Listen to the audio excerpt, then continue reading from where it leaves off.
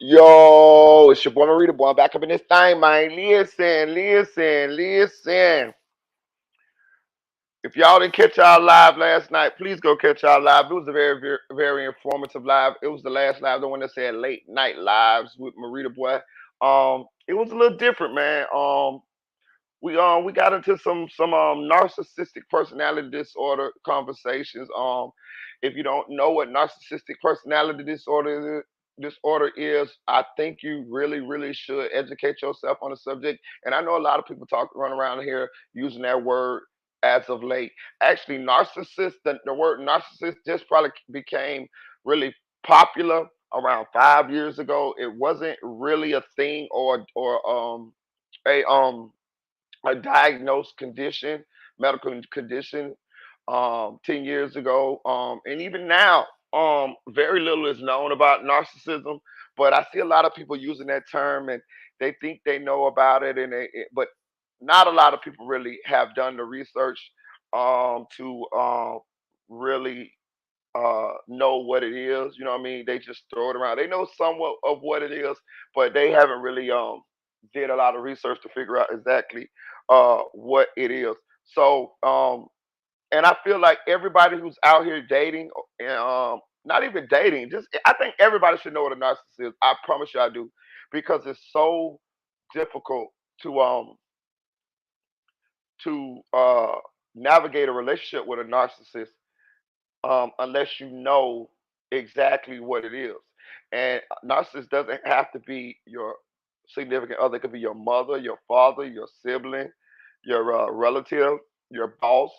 You know what I mean? Or your child. You know what I'm saying? So do me a favor. Go check out the last live we did. It's called.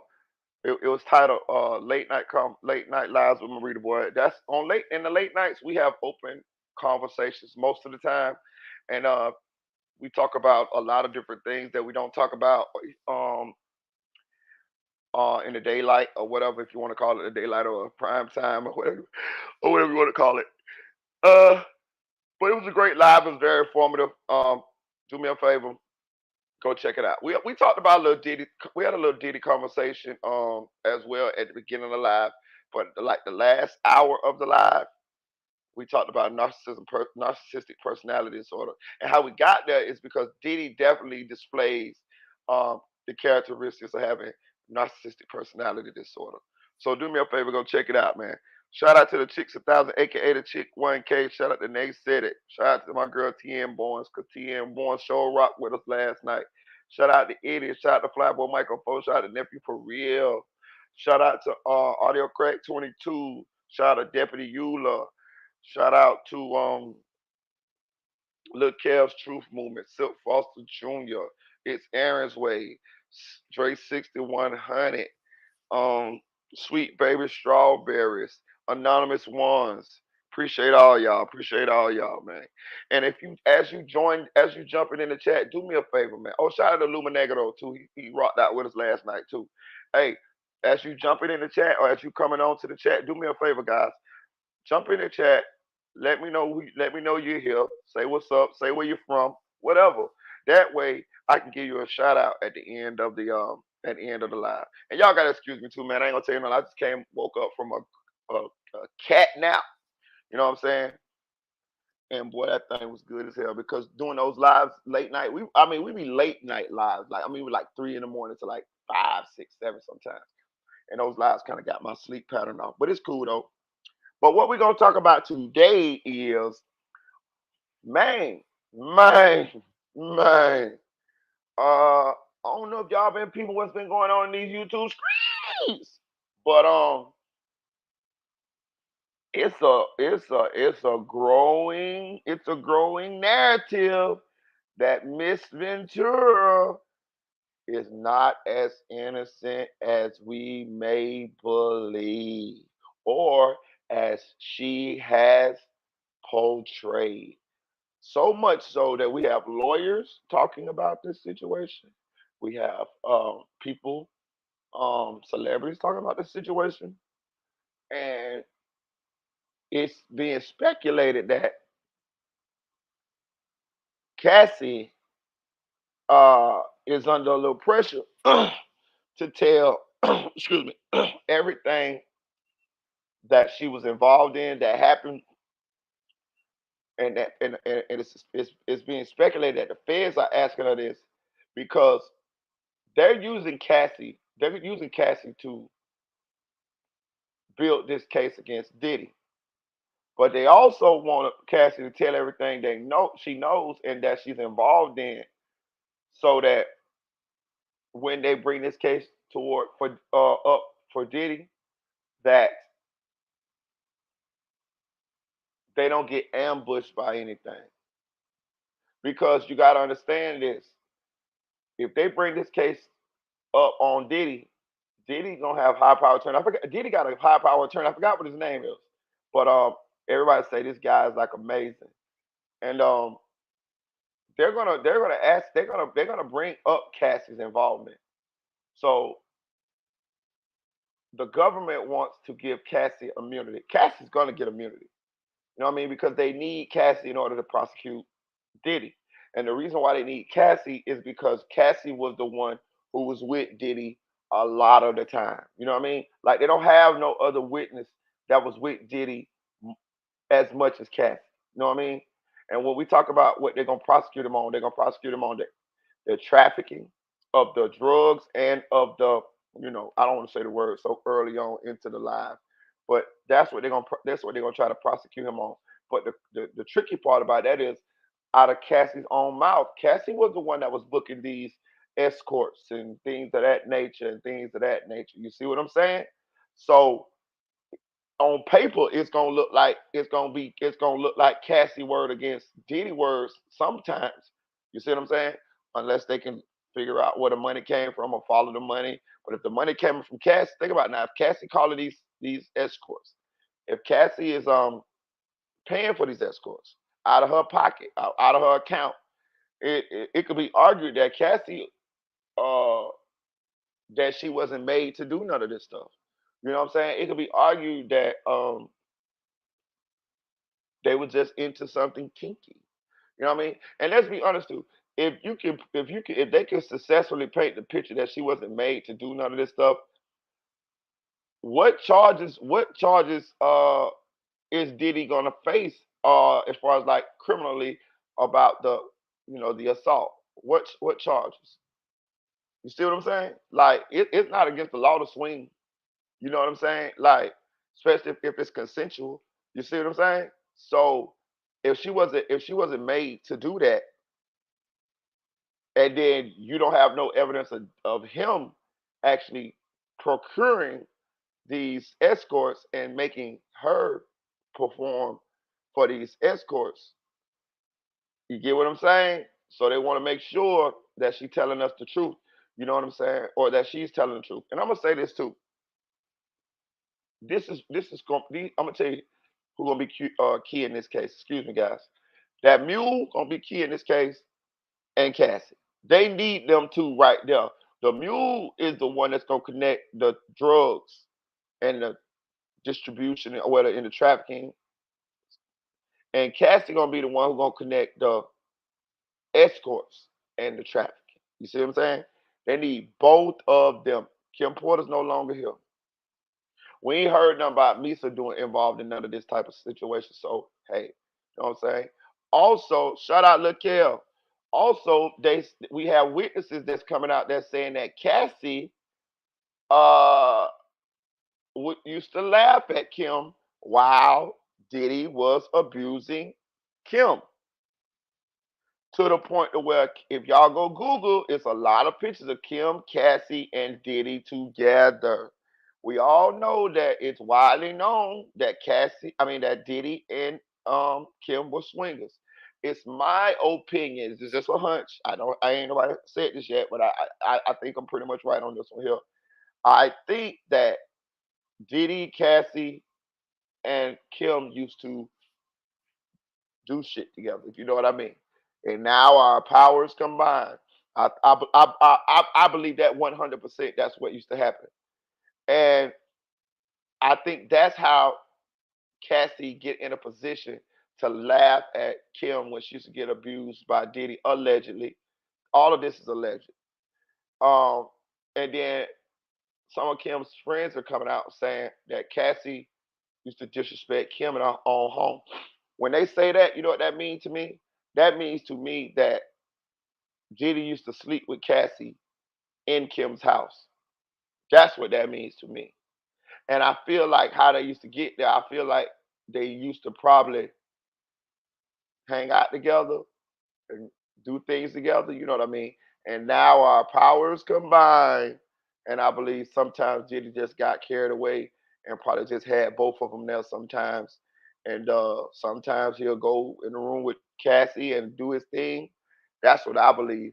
And I'm gonna tell you another thing too. It is said that in those mansions, this is what Diddy would do.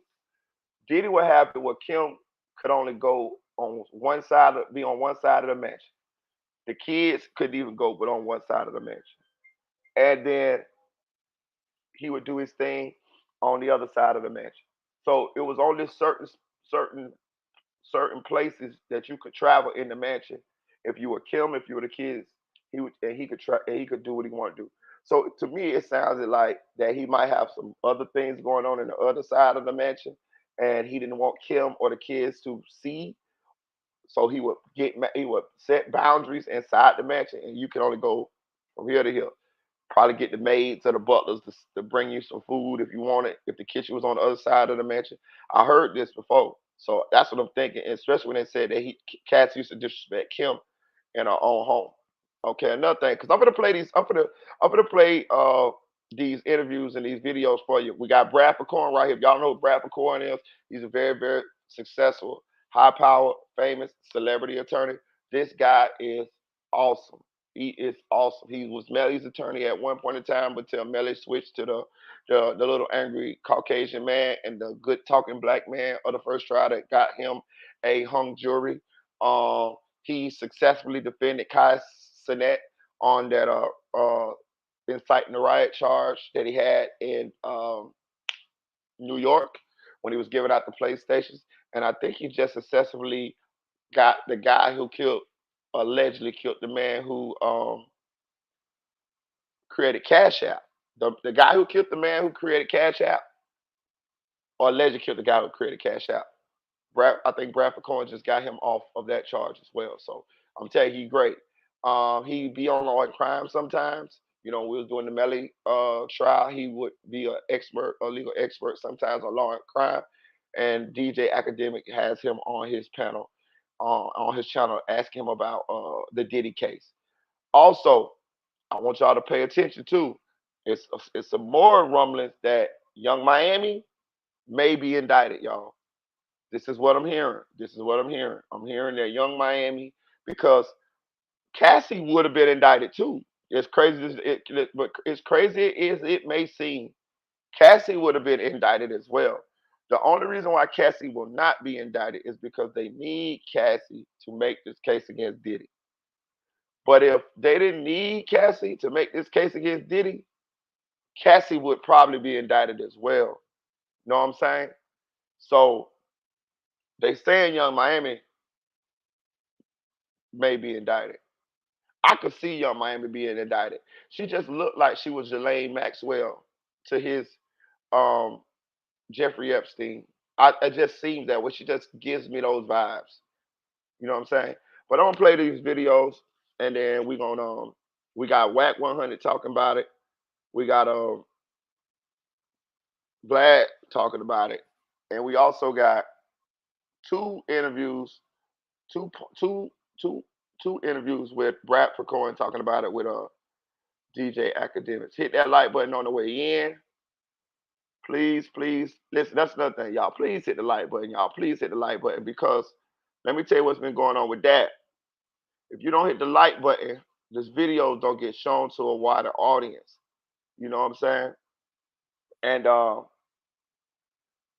it's really been affecting my Went algorithm. down, and this is what we're demanding, et cetera, et cetera, et cetera. She actually did the Tiger Woods, one of the mistresses of Tiger Woods.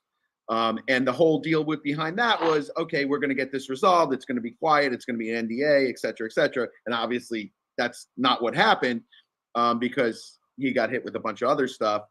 But that's generally what the first kind of wave is. And then after that, they're like, hey, listen, we're really serious. Here's a complaint we're going to be filing tomorrow. And then the complaint lays out, in Cassie's case, if that's the complaint, which I guarantee it is, that they sent over to Diddy or his team or whatever. You think they sent the whole complaint over? Yeah, I think so. Yeah, if you're looking to get $35 or $40 million in a settlement, you are typing up a complaint. You're sending it over to the other side and saying, "Hey, we'd like to resolve this, but here's what we will be filing, next week if we don't hear back from you." And I don't know why, but maybe people didn't take it serious. I have no idea. But if I was the attorney who read that, and my belief is he has an excellent attorney, and I mean excellent, if it's the attorney that I'm thinking of. But I don't know if it was, something from. I thought was it Ben Brafman? Yes. Yeah. And I, just to be completely transparent, I love Ben Brafman. I think he's one of the finest attorneys in New York City. I think he's super, super smart. I've referred cases to him before. We've talked about cases together. He's given me, great. Okay, I want to get y'all caught up on what they talk about because I know it kind of started in the middle. So what they're talking about here is they don't understand why Diddy's attorney did not just handle Cassie's lawsuit before the complaint was filed. If they didn't settle, he's saying he's saying that's what he would have done if he was Diddy's lawyer at the time. He said because if Diddy would have settled Cassie's lawsuit before the complaint was filed, nobody would have knew about it. Nobody would have knew about it. No, they could have made us sign an NDA. Nobody would have knew about it. None of this would have been public. But what they did was they waited till the complaint was filed. And once they filed a complaint, anybody can look in it and see what she's alleging happened to her. And boom, then they settle. He said he don't understand why they just didn't settle this lawsuit before it was filed, before the complaint was filed. Because once the complaint filed, it's public knowledge then, and everybody see it. That's what he's saying. He said he don't understand that. As a young attorney, I just think he's a spectacular attorney, and I like to think that the way that I conduct myself in court is because of all of these older attorneys that took time out when I was younger. I almost said little. When I was younger, that really helped me with cases and gave me good advice. And there's a slew of them. And I was friendly with F. Lee Bailey, back in the day, and got great advice on cross examinations. And I was just very lucky, like I said, to garner some really good relationships. But let me ask you this question though. Sure. So, like, if I'm the client, I'm Diddy, right? Granted, it's rumored that I'm a billionaire, all this type of stuff.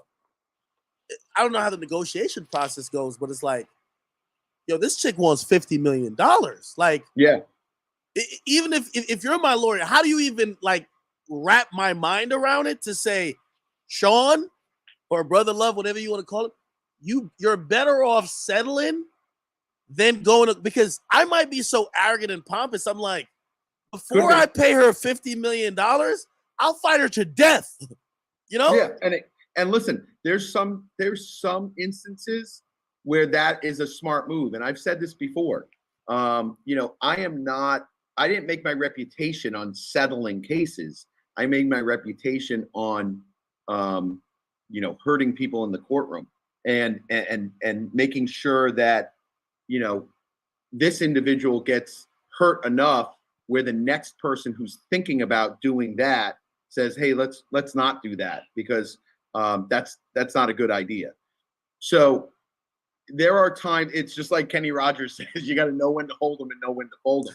You have to have a conversation with the client, and you have to tell that client, hey, listen, this is the complaint that's going to be filed. Like, I don't know, let's go through your, the people that could support you. Let's go through your, your sponsorships that you may lose. Let's go through the businesses that have these, in the contract, they have some sort of morality clause, or, like, all these things that where morals would come into play and you'd lose money on, add that up. Does that equal, $30 million or 35 million? Now let's tack on another 5 million in attorney's fees, because that case doesn't go away tomorrow. You need a team of attorneys on a case like that to handle it properly. You need expert witnesses. You start going through litigation fees, just that alone, you're looking at $5 million, $4 million, and then you start adding up what you're going to lose in sponsorships, what you're going to lose in business deals, and the possible ding on your reputation. Not to mention, once she files that complaint, it's open season. It's literally, Elmer Fudd's come out of everywhere and they start hunting you down. And that's what happened. So instead of settling this very quietly, making it go away, no one would have said anything. An NDA would have been filed, and that would have been that $35 million. Does his video come out though? Sudden, Hey, look. If you've ever dreamed of owning an apartment complex and you live near one of these, I saw it 3 years ago. It was for a master class that came to my area. This motherfucker, man. Damn. Let me see. Oh, goddamn. Hold on, y'all. I done slid this damn thing over.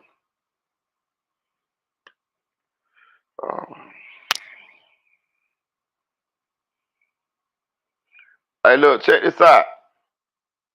But what he talking about here is, see, academic think he's slick too. See, our people out of shit. Academic, he got his own little cases going on right now at the time, right? So if I watched Academic, so what Academic said was, I'm not paying her shit. I'll fight her tooth and nail. I'll fight her tooth and nail. He talk about his accusers, right? So he's asking Brad for, come on, man, what the fuck up with this shit, man? God damn. I just pressed this shit now. God damn. I'm getting upset now. History, motherfucker. He's asking him legal questions for himself as well. Man, god damn. Hold on, y'all.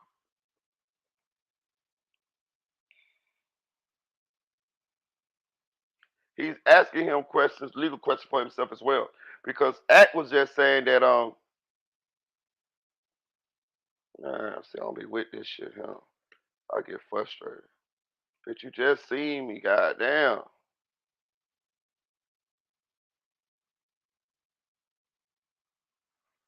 Oh my goodness. All right, there we go. Anyway, so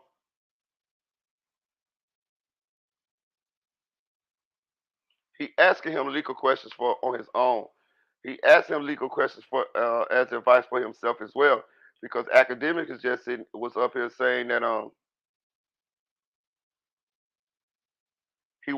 he's gonna fight his accusers tooth and nail. Well, as he listened to Bradford Cohen saying in Diddy's case, it would have been it would have been in Diddy's best interest to settle this complaint before it was filed, right? And then he went to naming all of the things that may happen if he doesn't settle it in a timely fashion. Meaning, you might a person just kind of reading through these things, but they'll use photographs of, say, like Diddy's son in handcuffs. Hold on, man. Hold on. Right. And I go through them here. I have no law degree or nothing. I'm just like a regular person, just kind of reading through these things. But they'll use photographs of, say, like Diddy's son. I'm so pissed off. Hold on one second, y'all. Attorneys. I do want to ask you on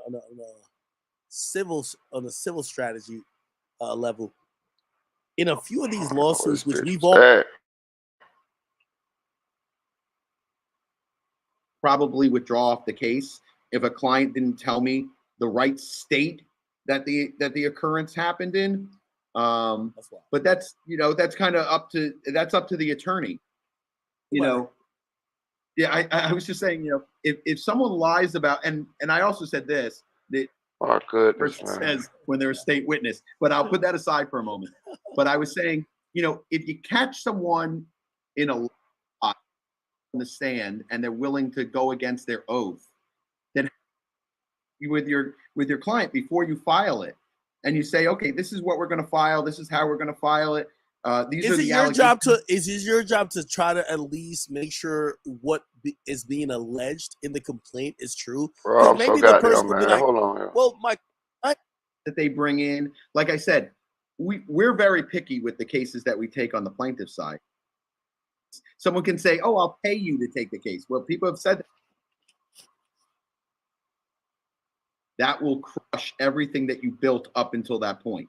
So you have to be like that. And especially, you know, against Mr. Blackburn, I don't know him, but you need to really check all those facts. And listen, I'll help you, and I'll say what you don't want to say. We've seen the chaos that's caused. Or that's ruled. Hold a little bit of water. By the way, it's represented by sexually assaulting her, but she kept going back there. Yeah, bro, there is not a lot of due diligence when this one individual, who, by the way, you also know, they were referred to a grievance committee off of a.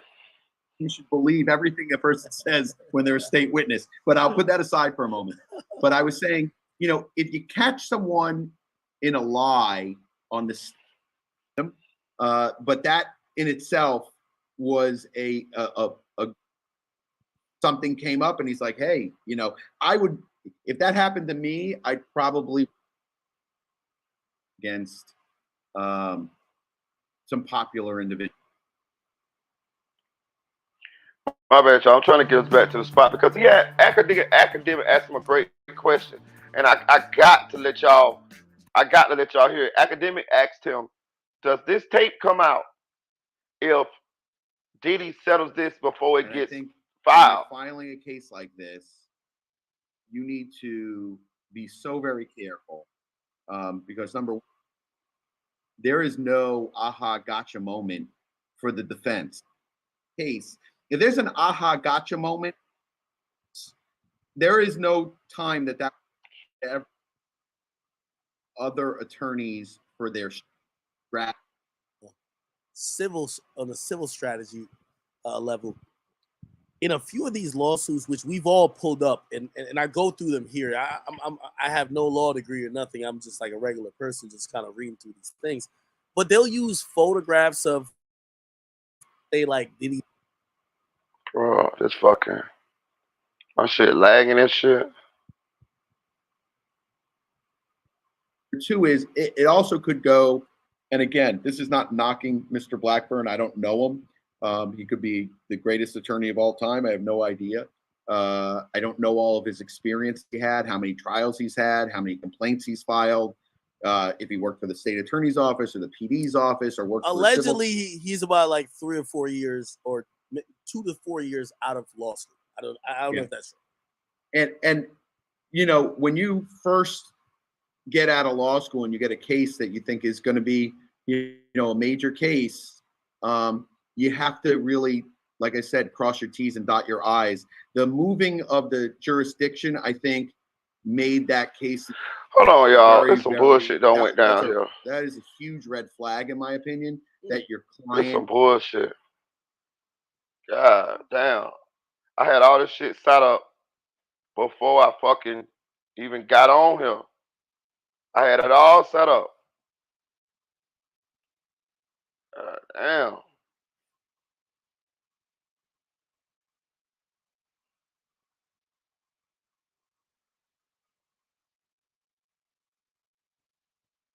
Bro.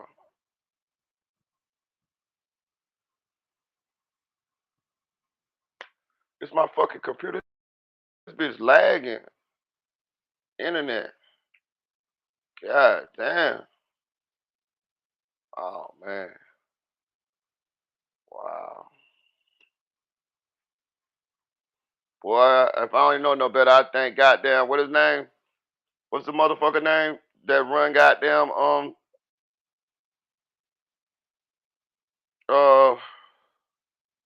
YouTube? The white nigga? Leo Cohen. If I went what's the name? I think Leo Cohen and Bradford Cohen, goddamn, it must be brothers or cousins or something. And this motherfucker don't want me to play this goddamn what's the name? God damn. I'm talking about this bitch lagging like a motherfucker. Let me see, man. God damn. But what I do is before I when I want to show videos, what I do is I open tabs and I put them on the parts of the videos that I want to highlight before I even go live. And that's what I had already. That's what I did before we even started the live.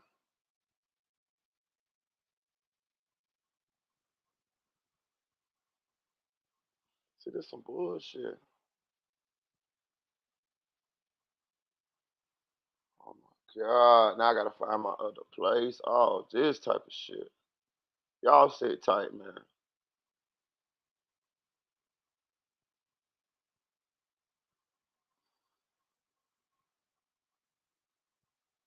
Because it's two videos.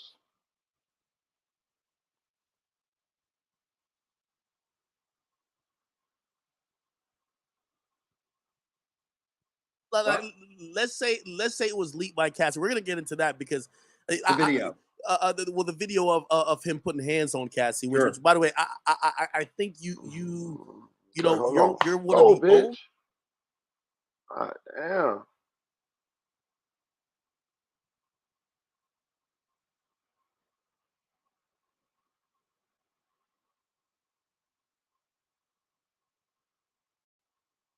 Boy, if I ain't need this motherfucker, I'll throw this bitch across the motherfucking hallway.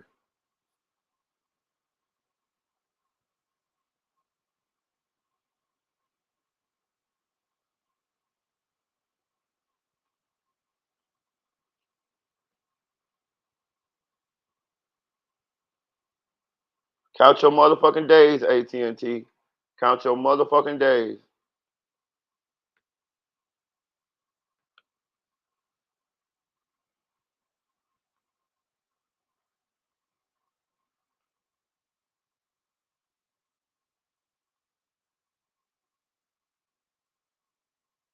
Go this shit.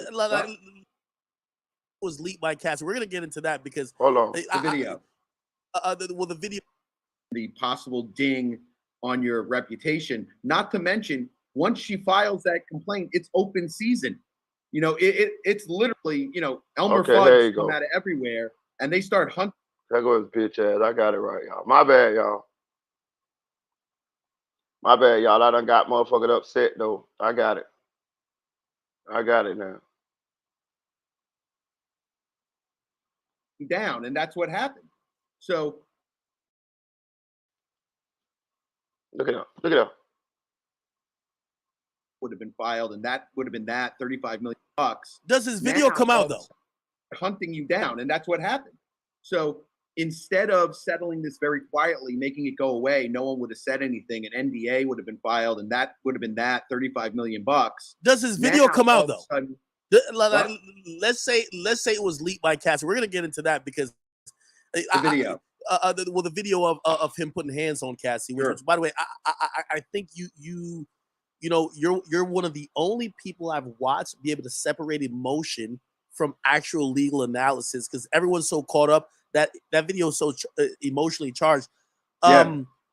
Imagine you pay that money. Okay, let's go. This is Dream World, of course. Okay, he pays the settlement. Does that video come out? My opinion is it doesn't. I think that came out for a very specific reason, and I talk about it on my Instagram. I think that the video came out because I think an indictment's going to come out in the next 2 to 3 weeks, and that indictment 2 to 3 is going to name. I think so. I think by the end of June, I think you see an indictment come out. That's my guess. Yeah. Do you think they're in the process of grand jurying everything now, or do you think because I read your comments, or do you think they're still at the point of maybe arm twisting with Cassie to say, give us everything you know, and we'll give you this immunity deal because you. Yeah, listen. You know, the Southern District of New York is not a district that sits on their hands. My opinion is that, like I said, I think that they will move fairly quickly. I think the reason why he's not leaving the state of Florida is because they probably told him don't leave the state of Florida, and if you do, we're going to arrest you on a complaint. I think all those things are happening. And like I said, I'm relying on my experience, my 27 years of experience. I'm not just guessing like, oh my God, I just got out of law school and I've never had a case like this before. I've had cases like this before where there are warrants issued, where there are items taken. They already have enough probable cause to get a warrant. They have enough probable cause to get a warrant. You know, there's a saying that you can indict a ham sandwich. If they have enough probable cause to get a warrant to search homes in 2 different states, my guess is that they will have enough to indict. And my guess is that the reason this video came out is because I think in the indictment, Cassie's name, well, it probably won't be her name. It'll probably be unindicted co-conspirator 1.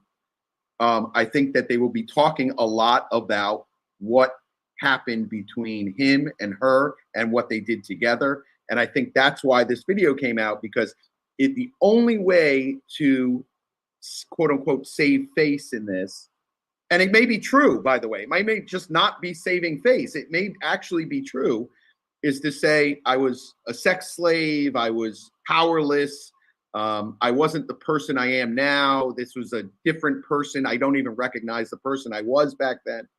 All of the things she's saying, in my opinion, feels like that's where this is going. And like I said, I could be wrong. 99% I'm not. I just think that that's what's going to happen. Now, do you hear what he's saying? He's saying that Cassie has probably participated in some of this stuff, and I've been under that impression. Like, listen, bro, let me tell y'all something, man. I've been under that impression. Now, I'm gonna say this now. That does too for me. For me, it does not. Shout out to Aaron's Way. For me, it does not alleviate Diddy of the assault and shit that I seen him do to Cassie. You know what I'm saying? I mean, but I never really believed that Cassie was forced to do all of them freak offs by herself. I mean, by Diddy. You crazy as fuck. You crazy as fuck. She enjoyed some of the motherfuckers. She enjoyed that shit initially. Probably when the assault started happening, she started, like, I'm telling you, it's the story that when she was engaged in a freak off and Diddy was recording her or watching her or whatever, he just got mad and went to beating the girl up, walked over to wherever they was at and went to beating the girl up while she was engaged in the freak off. So I'm just saying, just think about how Cassie, her situation. So Cassie, just think if she had got to that point to where she was doing them to appease him, right? So she probably sitting up there like, well, goddamn, if I don't do a freak off, he gonna beat me up. If I do the freak off and I, go to looking to doing like I'm enjoying myself or doing too good, he gonna beat me up. She probably like, oh hell no, let me get the fuck up out of here. You feel what I'm saying? So I believe it might have been something like that what got her where she was like, hey man, this some bullshit right here. You know what I'm saying? But initially, I I do believe, excuse me, that Cassie was a willing participant. You know what I'm saying? I never believed that he just made her just, oh, you just gotta do the free calls now. Hell no, hell no, hell no. You also got stories coming out, like I said, that Cassie was laughing at Kim while Kim was being abused from Diddy. You also got that other bodyguard, the black dude that was just on Piers Morgan, he also was on Vlad TV, and he said that sometimes um he be driving Cassie and Diddy in the front seat, Cassie in the back seat, and Cassie just haul off and just hit Diddy, bam. You know what I'm talking about? And got down, Diddy jump in the back seat, and he said the dude say he have to roll up the windows, and they be back there in the back seat scuffling like a motherfucker. Then it's also reports that uh I forgot who it was, but Cassie was asking somebody to get Diddy to marry her, saying that Diddy didn't want to marry her. Diddy was scared that she was gonna take his money, and she was begging somebody to influence Diddy in order to marry her. You see what I'm saying? So when you put all of that together, and Lord forbid, if they track down some of these goddamn escorts, what they gonna say? You see what I'm saying? So I find it hard to listen. They said Kim Porter and Diddy were swingers. So I tend to believe that they all swung together initially. I tend to believe they had some shit going on where it was Kim, Diddy, Cassie, and whoever else, or probably an escort or some shit like that. I'm feeling like this shit went down at some point. So I don't think Cass. I think Cassie was with the shits as well as them. Now, um, whether that changed your opinion of her, that's up to you. Whether that changed your opinion of the abuse, that's up to you. It don't change my opinion personally. It don't change my opinion. I think actually two things can be true in this equation. I think she could have been a willing participant, and I also think she could have been abused and made and forced to do it. I saw him on tape, bro. I saw him on tape, and it don't even have to be that he forced her to do any of the freak offs. But was he abusive? I saw it on tape. So that's gonna that's gonna that's gonna make everything what she said he did valid in a lot of people's eyes, even if she's lying about some things. And they said that tape came out for a very specific reason. That tape came out to paint Cassie as a victim in the court of public opinion because and it helped them not be able to paint Cassie as a willing participant because you know this is what Diddy's attorneys is going to try to do. They're going to try to paint Cassie as a willing participant if this thing goes to court. So that tape was leaked on purpose to paint Cassie as a victim. But let's keep going here. Agreed with you. By the way, number one, you're the attorney, and I think you're brilliant. And I think your thought with 27 years of experience is worth more than all of us just assuming. But also, let me put this into the air as well, right? If we read through Cassie's complaint, Cassie literally in her complaint admitted, like she literally admitted, hey, I'm the one who procured all these gigolos, these prostitutes, all these other people that was involved in the freak offs. Yeah, I did it at your advice, at your, direction. That might be hard to prove unless it's like, hey, get 15, whatever for tonight. I may have gotten drugs. I may have gotten prostitutes. I may have gotten other women. You may have said, "Hey, who's that girl you're posting up on Instagram with? See if she want to get into the freak off." She's been really involved in procuring a lot of these people. Here's my thing though: do you think that it would get to the level of her having to leak the video to maybe secure what would be an immunity deal? Because I do think the government would look absolutely crazy even considering indicting Cassie. They would look absolutely nuts. They would have to write this whole new narrative and have to give us so much more information for us to think Cassie, and this is just from the complaint, think that she was not a victim or not someone who was either someone under duress or something else. What do you think? No, I agree with that. I don't think they could in any world indict Cassie with the evidence that's out there, with the complaint, with her knowledge. But that, and not only that, I don't know how great of a case they can put together against Sean Combs without her, right? Without her cooperating, right? You're talking about someone that is by his side 24/7 for years and years and years during when alleged shootings happen, when alleged something else happened. This is the person who's sleeping next to him. She literally is Sammy the Bull, right? So like you can't get any closer to Sean Combs than her. So how do you put together a case without her? And you don't put together a case, you can't put together a case, without giving her immunity. So if she hasn't procured immunity yet, I would guess that it would be forthcoming. I just don't see how you put a case together without it. I mean, certainly there's some aspects you could put together, but I think that she's the linchpin. Can I ask you this question, because this has been confusing to me too? If I'm Diddy, okay, cool. Yeah, granted, I should have probably paid you off before you filed the complaint. You did, but I did pay you off. Why is your attorney almost I go to bullshit. Whiskey is supposed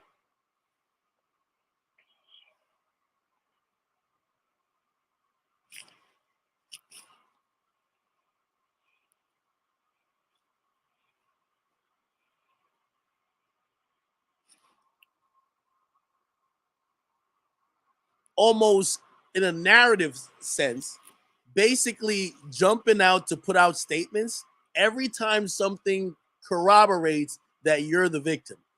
Isn't that odd to you? You got paid. Why is the attorney then saying, hey, see what we told you guys? It's happening. You got paid. Shut up. Shut the fuck up. Like, go He's split that. He's Is it? protecting his client. Listen, I think that this is a lesson in for her attorney. It is a master class in how to handle these type of situations. He's handling it. If I'm her attorney, I'm doing the exact same thing. I'm making sure that everyone understands she is a victim. I'm making sure that everyone understands she had no power, no control, no money, all these different things. And again, that's not to say that's a false narrative. Maybe that's true. Everyone gets, when your emotions get involved in this thing, everyone is like texting me, oh, you're for this or against that. I am strictly looking at it from a legal perspective. Everything that this attorney could be saying is 100%. It could be 100% true. It might not be. It might be that she was partaking in things willingly. I don't know, but I can tell you what he's doing and how he's going about it. It's a master class in what to do if your client is being swept up into these things. It's what Giselle Maxwell's attorney should have been doing, and whether or not that's true or false. Like I said, I don't know, but the same. Okay, so two things here, right? So what he's saying is, what academic? Let me tell you something. Academic think he's slick, but I know what academic is doing. Academic is procuring legal advice from this guy, and he probably already done asked this guy behind. No, he couldn't have. He couldn't have asked him behind closed doors, and I'm gonna tell you why. Because he wouldn't be asking these questions. Academic, if y'all pay attention to academic and how he went on his tangent, his rants, when his allegations hit the fan like about a month ago, right? He's talking, he's saying his attorney told him don't release, no, don't talk, but here he was right on the motherfucking live talking about it, right?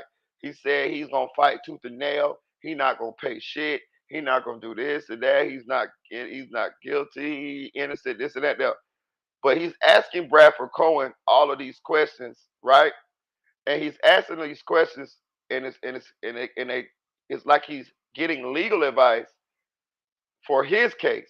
He's asking about Diddy's case, but he's also low key getting legal advice for his case.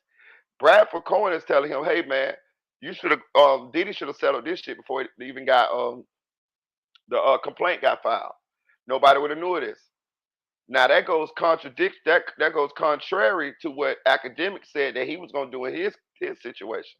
And the reason why Bradford Cohen said that Diddy should have got this squash is because nobody would have knew.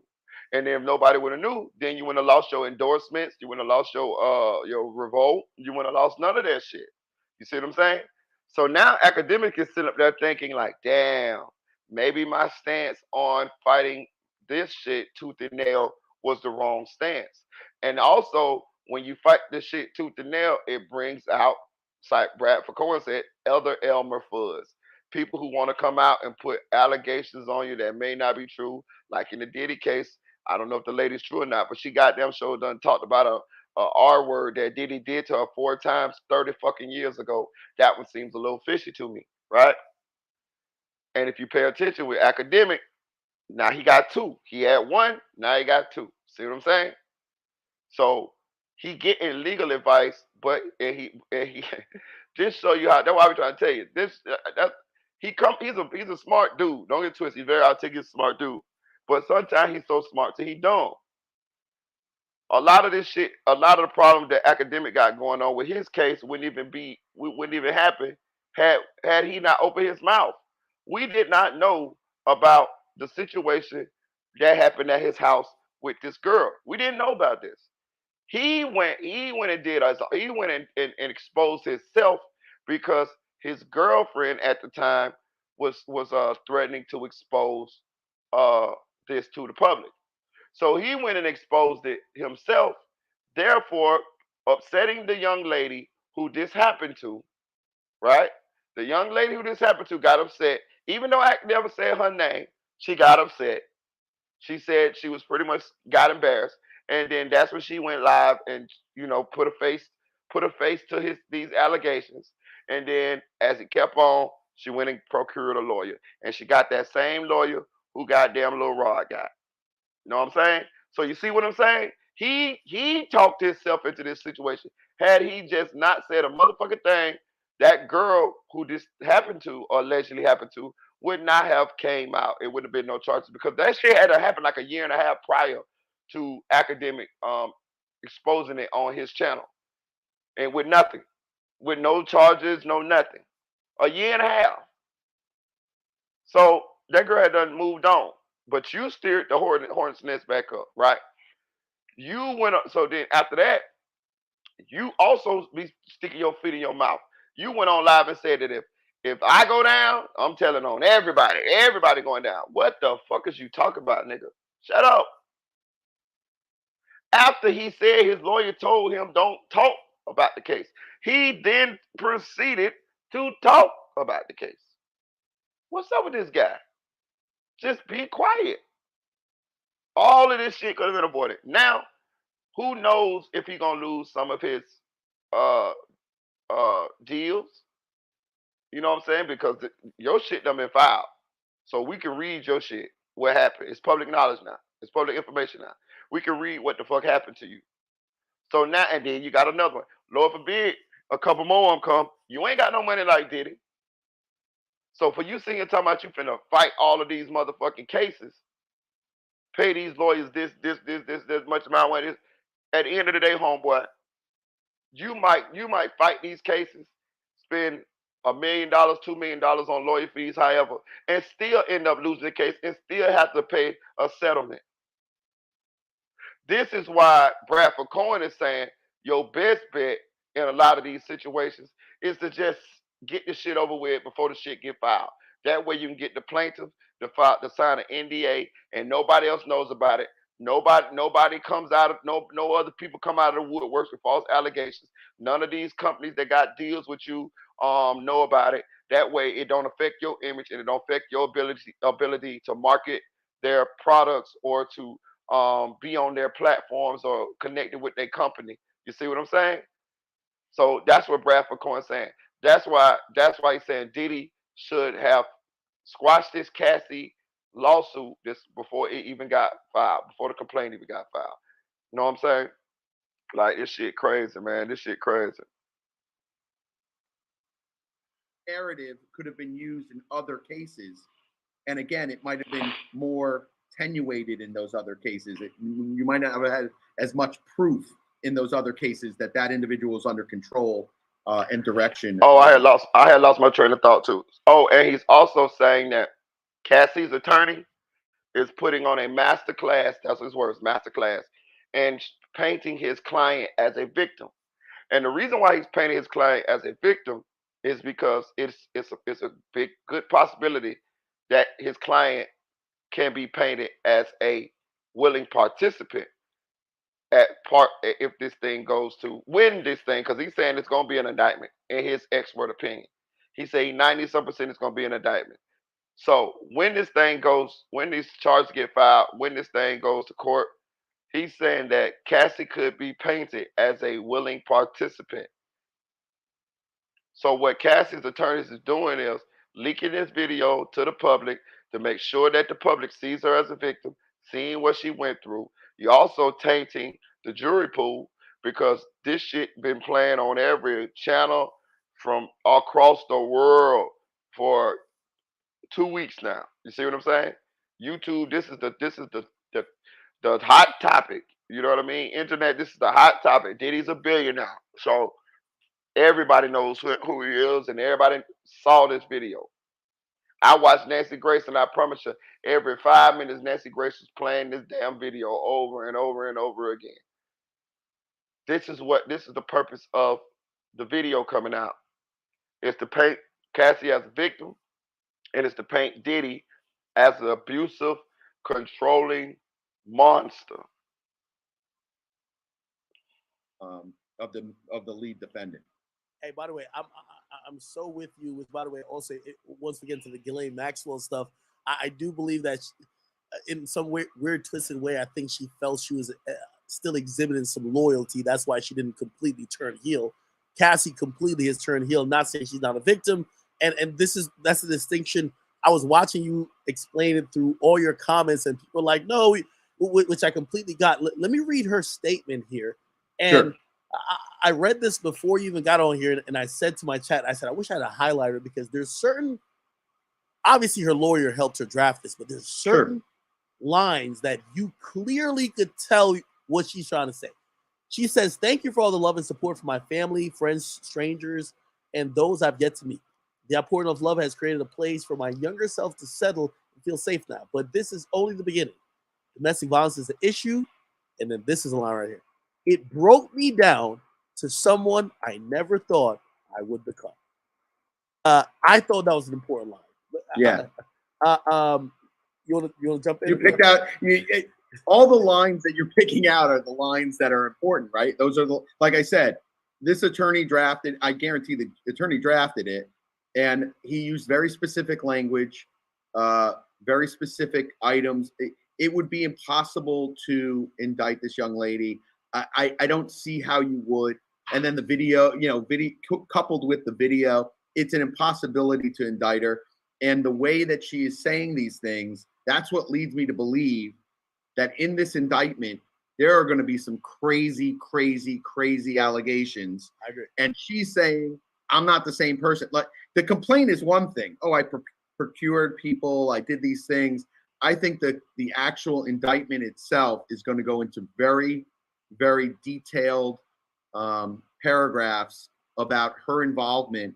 And like I said, it might not specifically name her because it might be unindicted co-conspirator, but I think it's going to go into very specific involvement with different issues and different things that are surrounding the sex trafficking and possible drugs and things of that nature. I think it's going to be very, very specific.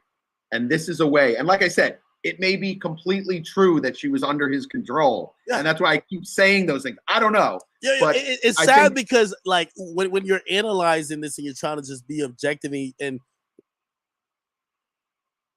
objective, you got to remove the emotion because the emotional reaction. So what he's saying is when this indictment comes out, it's going to be some shit in there that's going to say Cassie was doing this, Cassie was doing that. So it ain't gonna all just be Diddy did this, Diddy did that. We spoke about this. I think we spoke about this last night on the live. That's why y'all gotta catch our lives, or either yesterday. And I was saying that when this indictment come out, some of the way we look at Cassie may switch. You know what I'm saying? Depending on what they allege that her involvement was in these situations. Cassie might have got him drugs, y'all. Cassie might have picked up some drugs sometimes from the mule, I'm sure. See what I'm saying? Cassie might have recruited girls. Cassie might have approached certain people and said, we know she got the escorts, but what if they get people to testify who was involved in these freak offs to testify that Cassie was the aggressor. Cassie was the person who enjoyed the freak offs. Cassie was the person who wanted these things to go down. At least in their interaction. Maybe she didn't want some of them to go down. Maybe didn't want to. And that's another thing. How do we know that she was being made to do these things? Just because she said it? That's the only Oh, and the girl, the redhead girl, her friend. That's it. Them the only two people that we know that have said that Cassie was made to do these things. How we know Diddy wasn't beating Cassie up for some other shit? Know what I'm saying? Cassie was sleeping with Kid Cudi at some point. Cassie was sleeping with the trainer at some point. Cassie was sleeping with the dudes at the freak house. Cassie was getting dick down. You know what I'm saying? I'm just showing you how this shit could change our view of her. I still feel like from that ass whooping with them kicks and shit, that was good enough for me right there. I feel like, hey, the lawsuit money, that hey, let her keep it. You know what I'm saying? Them kicks that just did it for me. That dragging and all of that shit there, that was enough for me. Like he only had to do that shit one time, and that was enough for me. But a lot of the shit that she alleged in there, we're gonna have to revisit that once we get some more facts. And I'm just talking about that it is a growing conversation that Cassie is not as much of a victim as we may believe.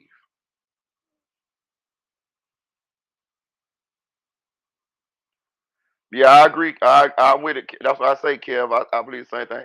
Hey, But she y'all. needs Hey, to do be me a favor. handled Y'all hit that like professionally. button, man. Please donate to the channel. Donate to the channel.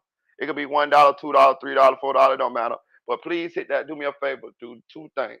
Hit that like button and donate to the channel because I'm telling you, the likes is really need to come up, man. They really need to come up, man, for sure.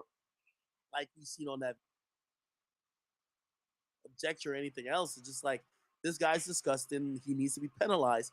But we're not just at the point of saying this guy needs to be penalized. We're trying to, extrapolate into what could be coming or forthcoming in terms of like criminal charges. By the That's way, right. the next paragraph, which what I noticed about this whole statement, the last line of every paragraph is very telling. I'll read the next paragraph. Thank you to everyone that has taken the time to take this matter seriously. My only ask is that everyone open your heart to believe in victims the first time. Here we go. It takes a lot of heart to tell the truth out of a situation that you were powerless in. Correct. That's it. So like all those lines, those are the key lines. And like I said, to the normal, just the average day person reading that, they're like, okay, as soon as I read that, those things blew up right at me as soon as I read it, and I was like, okay, like this is what I'm trying to tell everybody. That all these things came out after I posted the first time, right? And I'm like, I guarantee, and like I said, that video is a horrible video. I don't condone it. I don't think domestic violence is smart or good. The images on that video are Disgusting. shocking, disgusting, Aberrant. shocking. It's All of the abhorrent. above. All the above. What I try to do is I try to look at situations and I try to analyze them in the legal perspective. And I get flack for this all the time. Sometimes I'll talk about Hunter Biden's case, and people that like Trump tell me, "Oh, I can't believe that you're talking about Hunter." I think Hunter Biden's case is bullshit. Like, I mean, Kodak was charged with the same thing. I thought that it was bullshit that he was going to get a diversion program was crazy. I thought that was crazy. But the case itself, that I was a crack user when I filled out this form and I put down that I'm not addicted to drugs on this federal form. I think that's bullshit. And I also think Kodak's case is bullshit. Kodak's federal case is bullshit. So, Hey, by the way, there's a million. I think me and you could do a whole 2 hours just about Kodak. There's been so much misunderstandings or just what's been reported in the media, because what happens is, and you know this by now, a police report comes out, there's, especially TMZ and other entities and shit, even we're in the business of it. We have constant, we hit all these police precincts with like queries for certain names. When the name comes back that there's an arrest, that's the narrative until an attorney or they get arraigned, and then we start hearing what might be a defense. So Right. An artist or anyone looks super guilty. And Right. me and you, we've been Correct. there. Correct. Exactly. I'm very, listen, I fight for my client. Kodak's different. I mean, I fight for all my clients. If someone talks shit about my clients, I come after them. Yeah. Like I would come like after that. someone. If someone talks shit about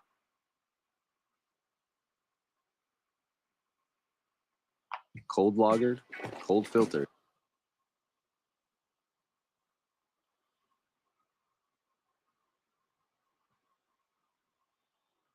Hey, I want to say this, right? That was academic doing it again.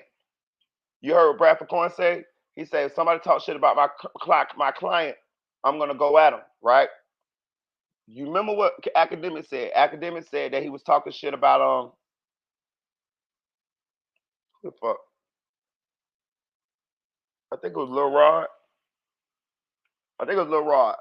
And then Lil Rod's attorney came and hit him with a DM and told him stop talking shit about my client. You know what I'm saying? This and that. Oh, hey, I'm gonna come get you or some shit like that. So to that effect, something like that. And then you remember he did that same attorney is the same attorney that's defending that's representing the lady who's suing academic on these allegations. This is what academic doing. He asking these questions, but he asking these questions as damn near like in the form of legal advice, low key for him. And if you pay attention, everything it's like everything that academic asks, Bradford Cohen is like letting them know, like, hey, bro, all that shit you talking about was the wrong shit to do. Like you talk about you trying to fight this, you trying to fight these cases, you going tooth and nail, nigga, you gonna lose a lot of money in legal fees, and then at the end of the shit, you still might have to pay these people, and you're gonna lose money in endorsements and business ventures and shit like that. So your best bet, and your image gonna take a hit. So your best bet is to gonna settle out low key before this shit get filed, and nobody knows about this shit, nigga. So while you sitting here talking about you finna fight this lady tooth and nail, the longer this shit get drawn out, the more public this shit get. You got to do depositions and shit like that. So we gonna have to hear what you said happened. We gonna hear what she said happened. This shit gonna be in the court of public opinion. This shit gonna drag out, drag out, drag out, drag out. And after a while, Rumble ain't gonna want you on their motherfucking platform, nigga. You know what I'm saying? Telling you now. Um, so that's what he doing. Oh, I got some more shit though. So which one was that? That was that one.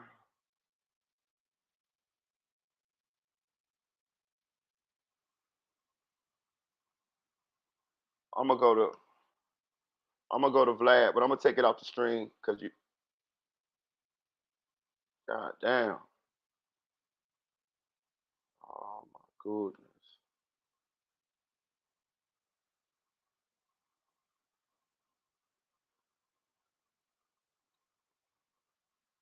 Right.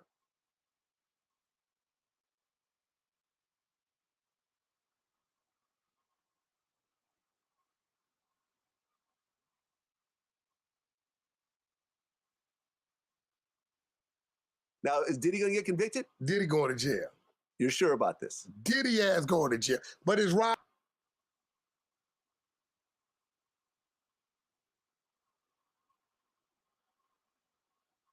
You got the people in Virginia saying they wanted some pink cocaine. But Bro, this shit tripping. What about Diddy? Now, is he get convicted? Diddy going to jail. You're sure about this? Diddy ass going to jail. But it's riding on the mule. That mule is key. The drug mule dude? That mule is key. You got to follow it. You got the people in Virginia saying they wanted some pink cocaine. By the way, Tucci. whatever the fuck it is. Yeah. I know I'm getting away from it because I don't even know what the drugs are these days. I'm like, what the fuck is a pink cocaine? Yeah, I've never. Right? Whatever it is, Never right? any of that stuff, yeah.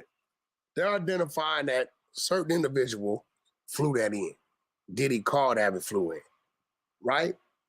Now, they're identifying the mule as the supplier. If that mule says, yes, I gave that individual that, they're going to pick that individual up they're going to put 10 to 15 years in front of this individual because they got the people on the other side already identified. The call went and you showed up on the plane.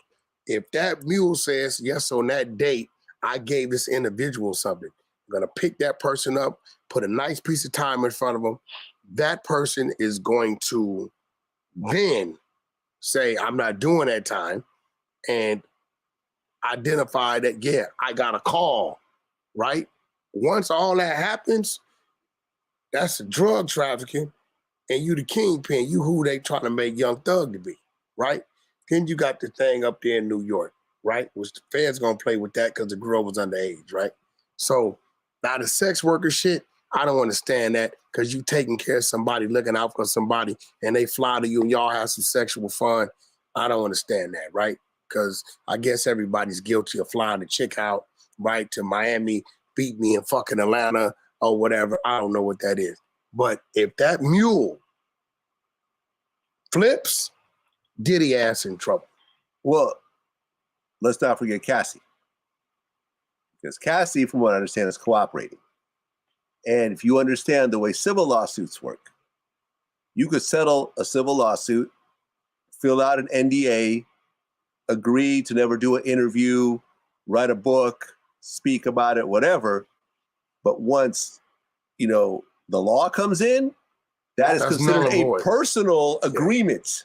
Yeah. And a criminal case supersedes that. But I mean, did he do sexual things criminal to Cassie? See, I think a lot of that's bullshit. That's I'm not agreeing with it either. I'm just being real. Now, listen, I don't know about the domestic shit. I don't know either. And look, she was with him for 10 years. Listen, she was there. She was obviously I remember I talked to someone that hung out with her one day, and the whole time she was saying, hey, can you convince Puffy to marry me? I'm tired of this dating shit. Talk to him. Have him propose to me. Puffy don't want to marry anybody because he doesn't want to part with his money. I heard that with the whole male escort thing, that was kind of her thing. She would pick out the guys and everything else like that. The domestic violence. I talked to Roger Bonds. We interviewed him earlier, but me and him had a conversation about doing another interview. And he said, look, I'd be driving around the car. Puffy'd be in the front seat. She'd be in the back. She would punch him in the face out of the blue. He would jump in the back seat. They would tussle. I'd have to roll the windows up and so forth. And it's like, people like to say domestic abuse is only one way. No, it's not. We've all had violent women in our past. That's real. You know what I'm saying? We've all had violent women in our past, and you try to just get them off of you to the best of your ability because you're going to be the bad guy if you suddenly hit back after being hit a bunch of times. We've all had this. But the way it's viewed, you got a woman who seems like she hates your guts. And I've always said this, to all the men out there, when you're dealing with a woman, do whatever it takes in your power to let that woman be happy when she leaves. Don't ever let a woman be mad. Do whatever it takes. If y'all get into it and you don't want to fuck with her anymore, this is it. This is, after this, I will never see you again. I've seen.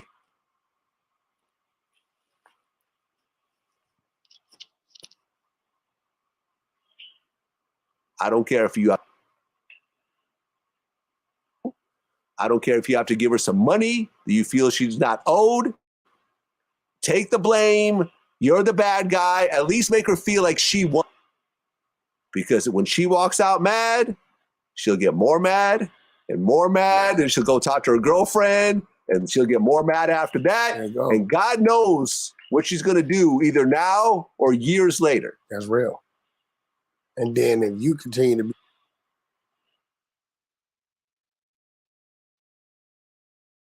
being part of the in Florida and family owned and operated means Gainesville GMC has the selection you need. Get your trade value in 2 steps and 10 seconds and get up to $4,000 over book value. Then drive.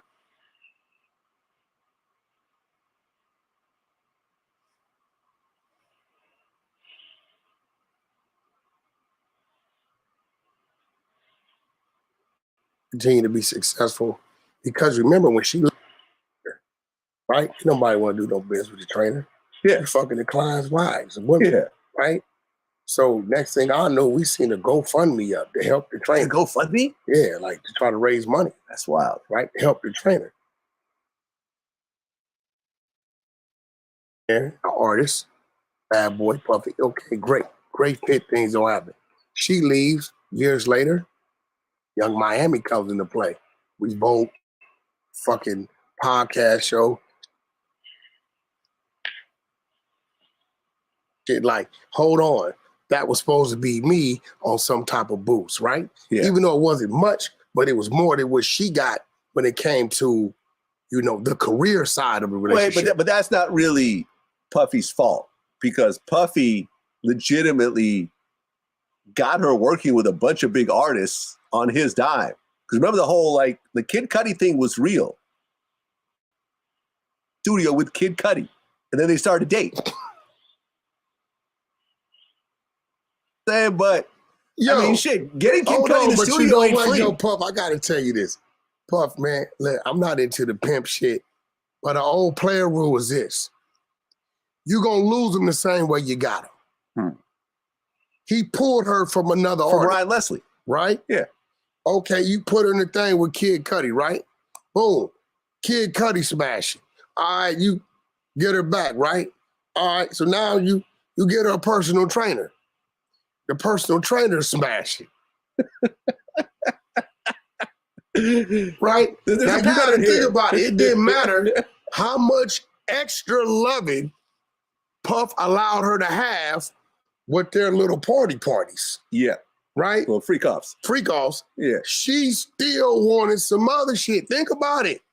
He letting her get piped down while they doing whatever they doing, and she's still sneaking over here.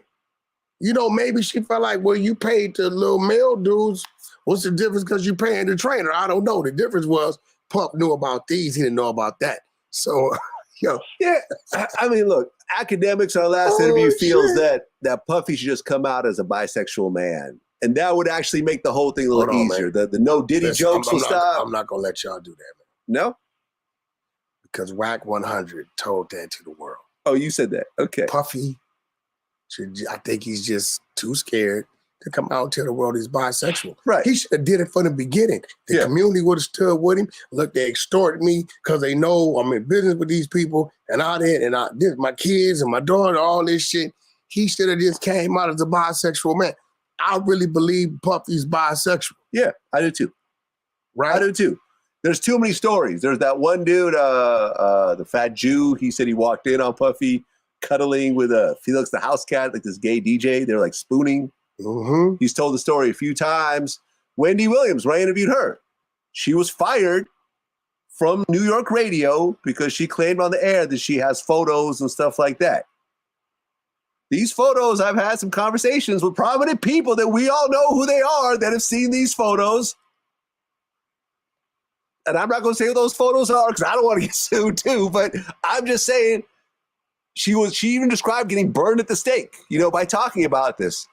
Listen, if you gay, you gay. In 2024, it's not even a big deal anymore, honestly. But I mean, end of the day. Hey, look, I agree. If Diddy, we all know Diddy motherfucking bisexual, man. We know this shit. I feel like Diddy should have motherfucking come out too. Straight up, player. Like, goddamn, my nigga. Like, we been know that you are zesty, my nigga. You been zesty since you been dancing across the goddamn video screen and shit. Biggie video screen and shit. But on some other shit, if you pay attention to how they was talking, right? Vlad and Whack 100, right? You see how easy it is to paint the picture that Cassie was a willing participant? I'm not saying it. We don't know what the fuck the truth is, to be honest with you. But I'm just showing you how it's a growing narrative that Cassie is not as much of a victim as she has led us to believe. And honestly, my common sense tells me that probably is true. I don't believe she was being forced to motherfucking participate in all these motherfucking free calls. But I'm gonna let y'all listen to what one of the guys on Corey Holcomb's show said, the 5150 show. DJ Academic is reacting to what he was saying about Cassie's involvement in these motherfucking free calls.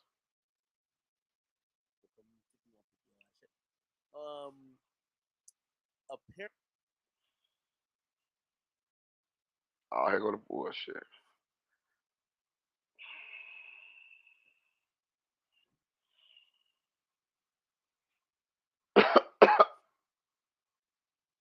I'm so motherfucking mad.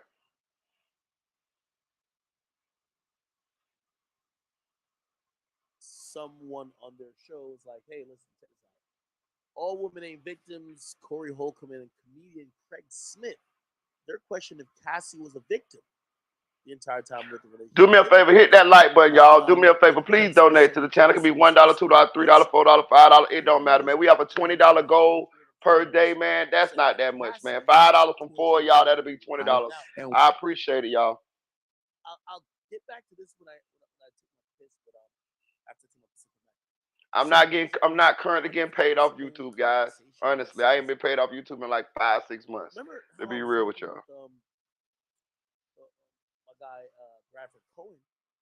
Part of it says Cassie was really not only complicit. Cassie was with this shit. They're also saying that Kim Porter was harassed, tortured, clowned, and belittled not only by Diddy, but they claim that Diddy utilized Cassie to do that. Let me play this real quick. I'm going to take a piss real quick, and I will be back. We'll talk a little bit more about it, but here we go. Ain't nobody got the courage to stick up for Puff. I do. What do you mean? Go ahead. Hey, man, See, you wasn't here, so I want him to hear this. Cassie ain't the bitch y'all think she is. I always say this, man. Domestic violence is not always abuse because some bitches like to fight. Cassie is the same woman that would go to Puff Daddy's house while Kim Porter was alive and watch Puffy beat on Kim, cuss Kim out, abuse Kim, and laugh at Kim. Kim's friends have came out and it's documented that they say Cassie used to be torturing Kim with Puff. She is not this victim broad that everybody is making her out to be. This is a treacherous bitch. Anytime a woman that is that beautiful is dating a nigga that is that regular looking, she's hustling her pussy. This is a woman that hustles vagina, and we treating her like she a Claire Huxtable or a respectable everyday woman. This bitch is a libido whore. She's libido hungry and she's money hungry, and she's eating, sucking, and fucking on anybody that got the paper. That $30 million settlement she got, a portion of that should go to Kim's kids. Because you tortured Kim fucking with a married man to get to that paper. She used to be at Puff House while Kim was there on some super disrespectful shit. I'm spitting like a motherfucker. But that don't mean that somebody needs to get beat down. But if a woman participates in the abuse of another woman, why are all women sticking up for her? Some bitches deserve to get whooped on. You don't know that for a fact. Look it up.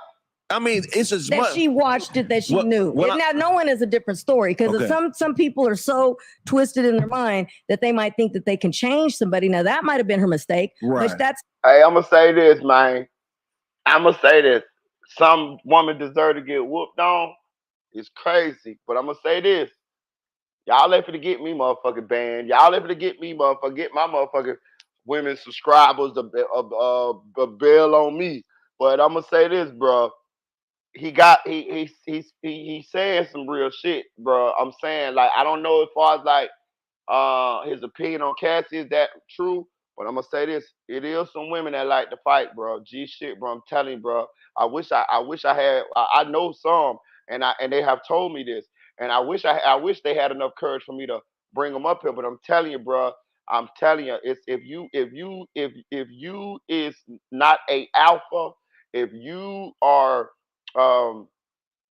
soft, it's some women that'll run your motherfucking ass slap over. And only because you soft. Some women like men to put them in their place. This is real shit. I swear to God. I know some. And I know some that has told me this out their own mouth, nigga. Know what I'm saying? That shit, they like that shit. That shit make them feel like a woman and make them feel like they got a man. I'm telling you, real shit. Real shit now. No, nobody want to have that conversation. But I'm telling you some real shit here. And some of these women, they know. I ain't said a bitch want to get beat to a bloody pulp. But some women like to be, like the man to take the leadership position. Say, hey, shut the fuck up. I'm telling you this shit now. We doing what the fuck I say do. They like that. Some, not all, but some. Some like to be motherfucking to fight. I'm telling you. Listen, I had one I was dating, bro. I'm telling you. She straight up told me. She say, look, if a man is soft, I'm gonna run slap over him. She said, if a man don't put me in my place every now and then, I'm gonna cheat on him. On God, she told me that. See what I'm saying? It's crazy, but it's like that for some. Now I'm not saying that's the kind Cassie was. I don't know. I think Buddy going a little hard, but I'm just putting that out there. Men, if y'all don't deal with enough women, y'all know. Deserving of her getting hit. No, what I'm saying this is, hey, women are not a monolith. Y'all ain't Hit that all like button, created the donate to the same. channel, man. Use Sometimes that when you cash see a out, man. woman Please, getting man. her We got ass a whooped, $20 that's because she goal just today. That ain't number $5 from 4, y'all. I appreciate it, man. I've been cranking these videos out 2-3 lives a day, man. Y'all get a live 3-4 in the morning, man. To all my people on Rumble. Shout out to all my people who have sent in Rumble rants, all my members over there. Of course, all my subs on Twitch. And of course, all the members on the Academy channel and anybody who have sent in donations via the King Academics or the Academy channel. And also even Facebook. Thank you guys. By the way, I'm really glad. I just want to, once again, I just want to send my appreciation to Bradford Cohen. This is an attorney who. Please hit that like button. Please hit that like button. For us to have him on here for 2 hours talking to us, basically almost disseminating advice and such integral information, like, trust me, like, that's like $20,000 of his time. So I appreciate it, and he seemed to enjoy it. So hopefully we could get him on here even more frequently. All right, chat. So thank you guys. You guys have been amazing too. So shout out. Okay, so Corey Holcomb brings on another comedian, Craig Smith. He's basically saying that Cassie isn't the victim. Now, this isn't how I feel. I do believe that some people were complicit with Diddy, but I can't ever say no one was really complicit with him at their own recognizance. Maybe people were complicit with Diddy because they knew what type of nigga he was. He's abusive, he's threatening, he's arrogant, he's violent.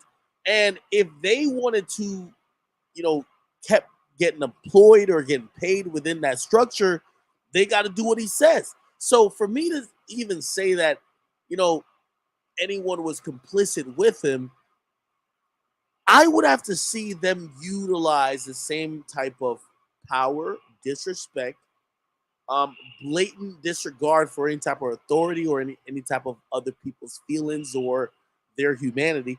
I haven't seen that beyond the scope of Diddy. You get what I mean? So anyone else, even if they do seem like they were complicit, I got to believe that they were coerced, right? Again, we're watching Diddy beat the brakes off people, tell people what to do, or else. If we're not seeing Cassie beat up people, force people to do shit, talk crazy to people, we have to be like, no, that's just Diddy. Diddy had an effect on other people. Those people were trying to carry out his mission with whatever. So again, that's just how I think about it. Anyway, I don't speak for everyone. This is a guy named Craig Smith who's saying that he's questioning if Cassie was a victim. Let's play this. Is the same woman that would go to Puff Daddy's house while Kim Porter was alive and watch Puffy beat on Kim, cuss Kim out, abuse Kim, and laugh at Kim. Kim's friends have came out and it's documented that they say Cassie used to be torturing Kim with Puff. She is not this victim broad that everybody is making her out to be. This is a treacherous bitch. Anytime a woman that is that beautiful is dating a nigga that is that regular looking, she's hustling her pussy. This is a woman that hustles vagina, and we treating her like she a Claire Huxtable or a respectable everyday woman. This bitch is a libido whore. She's libido hungry and she's money hungry, and she's eating, sucking, and fucking on anybody that got the paper. That $30 million settlement she got, a portion of that should go to Kim's kids. Because you tortured Kim fucking with a married man to get to that paper. She used to be at Puff House while Kim was there on some super disrespectful shit. I'm spitting like a motherfucker. But that don't mean that somebody needs to get beat down. But if a woman participates in the abuse of another woman, why are all women sticking up for her? Some bitches deserve to get whooped on. You don't know that for a fact. That nigga said some bitch. He was crazy right there. We ain't co-signing that one. Yeah, well, I say that nigga went crazy right there. I get the overall point of what he's saying. He's saying that Cassie was used by Diddy. Well, I'm saying she was used by Diddy. He's saying that Cassie actively participated in disrespecting Kim Porter. That's like a new theory I haven't heard from many people. I haven't heard about that overlap between Kim Porter and Cassie. But he's claiming that Cassie was a part of the disrespect and a lot of the things that were seen towards Kim Porter. I don't know, so I don't want to put no pain on it. I mean, it's as that much she watched it, that she knew. Now, knowing is a different story because some people are so twisted in their mind that they might think that they can change somebody. Now, that might have been her mistake, but that's not deserving of her getting hit. No, what hit. I'm saying this is, hey, women are not a monolith. Y'all ain't all created the same. Sometimes when you see a woman getting her ass whooped, that's because she just robbed a nigga or she set up to get murdered, or all women ain't fucking victims. So I'm not about to run around here on this tape and act like all you bitches is good bitches. Some of you bitches. He said you bitches. About the Cassie thing. We're not talking about all Cassie, We're telling you about that. I mean, why are you antagonizing for bitches? I'm not I'm just saying we already do you know Cassie? No, I do know. You think she had sex? Let me ask you a question. I don't know the bitch. I wouldn't piss on the bitch if she was on fire in the street. We're all going on what we see. Let me ask you a question. They so come across as they hate women though. Every woman a bitch. I mean, I say bitch every now and then, but goddamn, I be cleaning it up sometimes. These niggas throw bitch around like that's the name of every woman. Take away all the colorful language they're using towards some of these women that might be victims. The intuitive question is, who is the victim versus who was complicit? And also, maybe the bigger question is, if I say, yo, let's take away anything to do with women. Let's just keep it at men. I say these guys are bullying me, right? And I have now gained or garnered sympathy for these men bullying me. But then it's also revealed that I was bullying 3 other guys.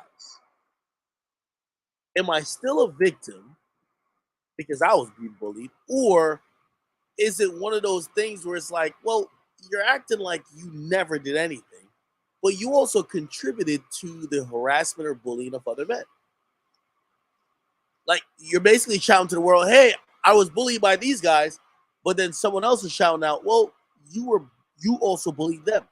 Now, that's an interesting, like, and obviously I have no commentary when it comes to that. It's not that complicated. It's not that. Listen, let me tell you something.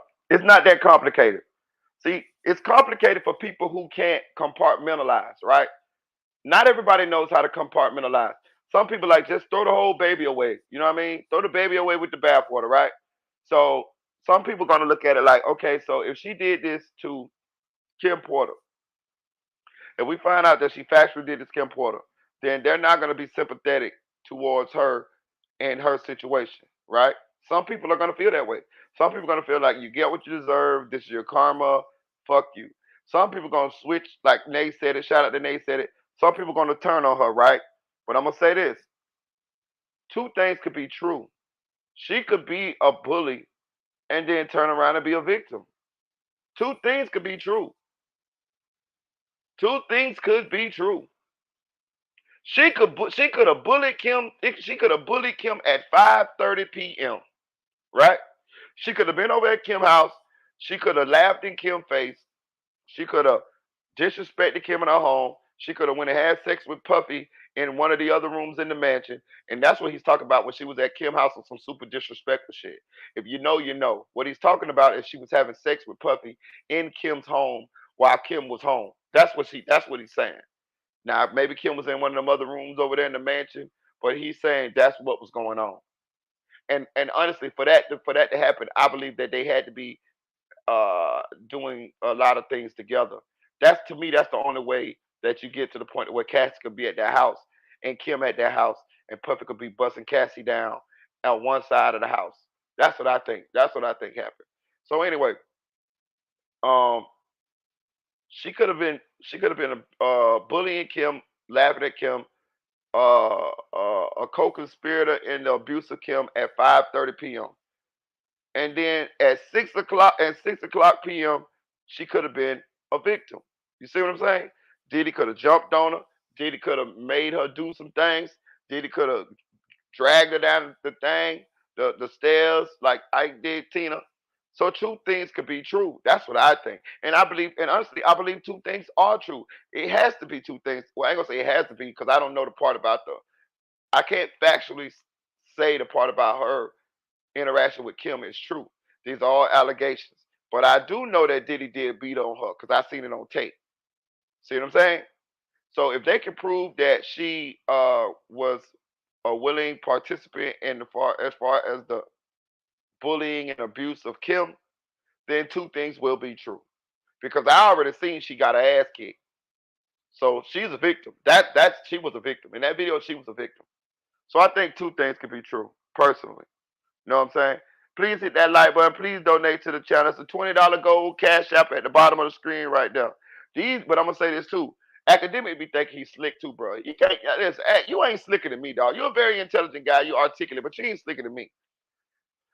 Be it academic feels exactly how Corey Holcomb and this other dude feels too. But what he does is, what he does is he uses other people sometimes to reinforce or to get his point across, to help people to say what he wants to say. You know what I'm saying? This is what he does. You know what I'm saying? Sometimes, right? He don't do it all the time. He do it sometimes. And this is what he's doing here, right? And when he finds a video of people that reiterate what he feels, he then takes the approach as though he's not as he doesn't feel as strongly about the situation or the topic as they do, which is a motherfucking lie. He feels as strongly about this as that dude, that light skinned dude is who up there with Corey Holcomb now. He feels as strongly about this as Corey Holcomb. He feels as strongly about this as Andrew Tate, man.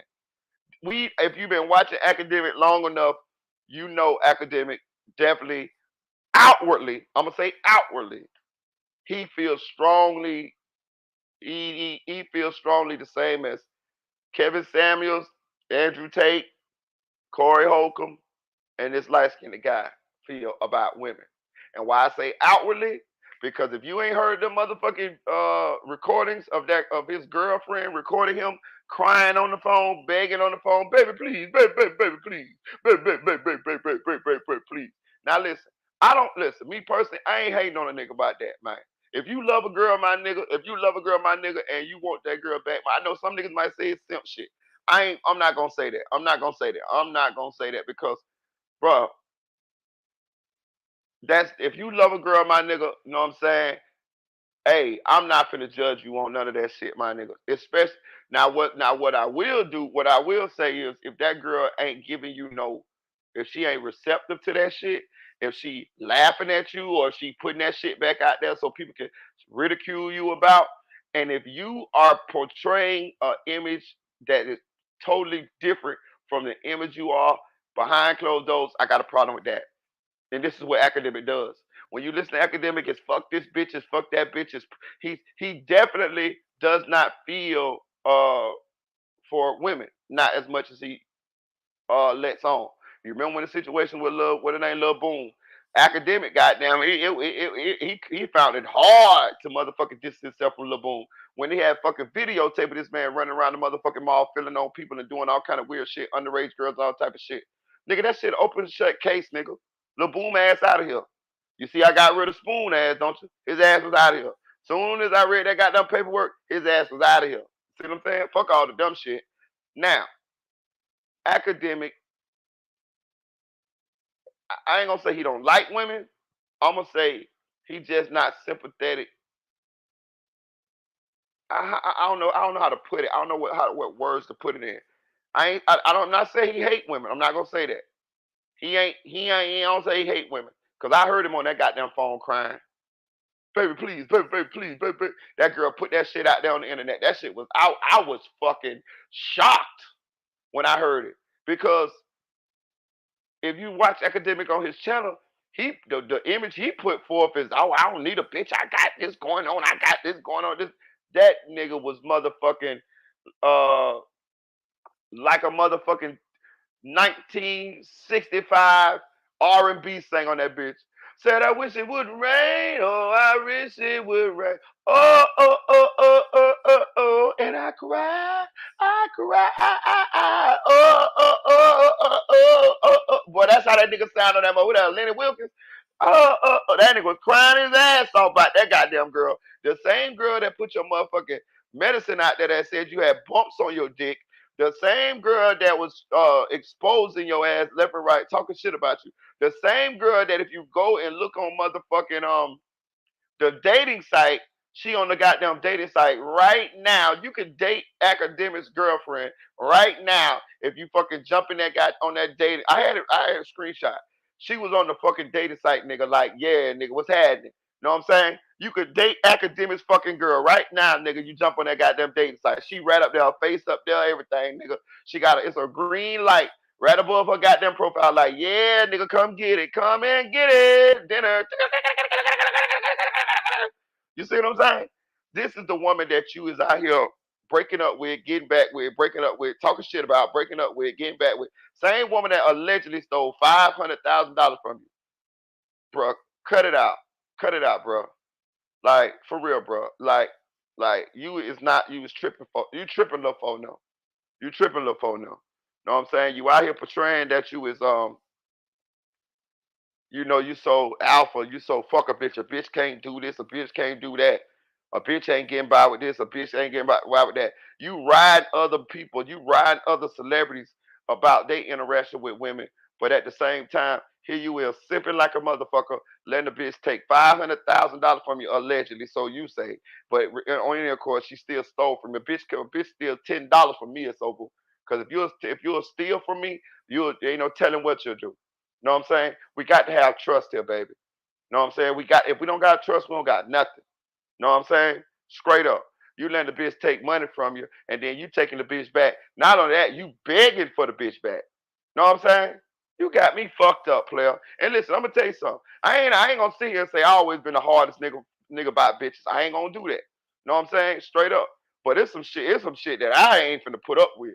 Straight up. And it's some shit that everybody should not be finna put up with. Even if you're a woman, even if you're a man, you gotta have some motherfucking limits. You gotta have some. I'm not. No, hell no. And that shit, that the image that academic portray on the internet from when I seen him, what he do behind closed doors, I swear to God, it's night and day. It is day and fucking night. I promise you, I didn't believe it. I don't believe it. I didn't believe it. When I seen that shit, I said, y'all get the fact. There ain't no motherfucking way that's Pimp Daddy Academic. There ain't no way that's Pimp Don Magic One, goddamn Pimp C, goddamn the Mac Goldie, goddamn Pimpin' Ken. Ain't no way that's DJ Academic. I be goddamn. That was him. That nigga, I swear I don't want to lie, but I swear in that recording, that nigga said something like, yeah, I know you was over there with him. I swear to God, some shit like that. I was like, get the fuck out of here. Like, you know what I'm saying? It was like, yeah, I know you was over there with him. You know what I'm saying? But please come back home, baby, please. This is after the bitch done put the pill bottle out there when you have bumps on your dick. This is after the bitch done took $500,000 and probably went and just threw had mad sex on it with like all kind of escorts of niggas that she picked up off the goddamn dating site. Like, get the fuck out of here. This bitch is disrespectful as fuck. And you is running behind the same woman. And if I had to bet $1 to, if I had to bet $1 million to a bucket of shit, Academic probably still with that same fucking girl right now. This is the same reason why he went and exposed this situation about the girl at the house with his homies that ran the train on her. It's because he was afraid that that girl was gonna expose it. And that's why Academic left out the fact that he had allegedly had sex with that girl too, because he was still trying to prove to his girlfriend, I ain't fucked the bitch. I ain't fucked the bitch though. And that shit got him in some more trouble. Cause the girl like, oh, Academic, you ain't fucked me? Or you wasn't on top of me? Okay, I got your ass. When they did that test, your semen was in me too. And now she done retained a goddamn attorney. And now she done sue it. She's suing your motherfucking ass. And now you finna have to motherfucking settle, because if you don't settle, nigga, this shit gonna drag out, and you gonna have to do a deposition. All your homies gonna have to do depositions, and we gonna read exactly what y'all say happened, nigga. And this shit gonna get drug out, and your image gonna take a motherfucking hit, and you gonna have to pay for attorneys for your motherfucking homies too, nigga. So as long as this and that attorney that she got, even though he might be flaky and fluky and all that shit, this is what people forgetting. That motherfucking attorney done won some cases, nigga. He don't want some cases, so he got a bankroll, which means he got a bankroll in order to fight. He got a bankrolling up there in order to fight DJ Academic. And what's gonna happen is, nigga, once that motherfucking legal fees go to get to $1 million, $1.5 million, $2 million, then he gonna go to say like, damn, all I had to do was pay this bitch $1 million. God damn it, she could have signed the NDA and this shit could have been over with. And you gonna fuck around and keep and your reputation wouldn't have took this much of a hit. You gonna fuck around and keep fighting that goddamn girl, fighting that girl, and still end up having to motherfucking pay. You're a goddamn fool. But hey, it's just me. Pretty much the spirit of Kim Porter. Hit that like button, y'all. Hit that like button. Please donate to the channel. It's right there on the screen, man. We got a $20 goal today. That's all we need. $20, man. The mother of, I believe, twins and basically, they're, she's no longer here. So to say that, it's just interesting, okay? Or like,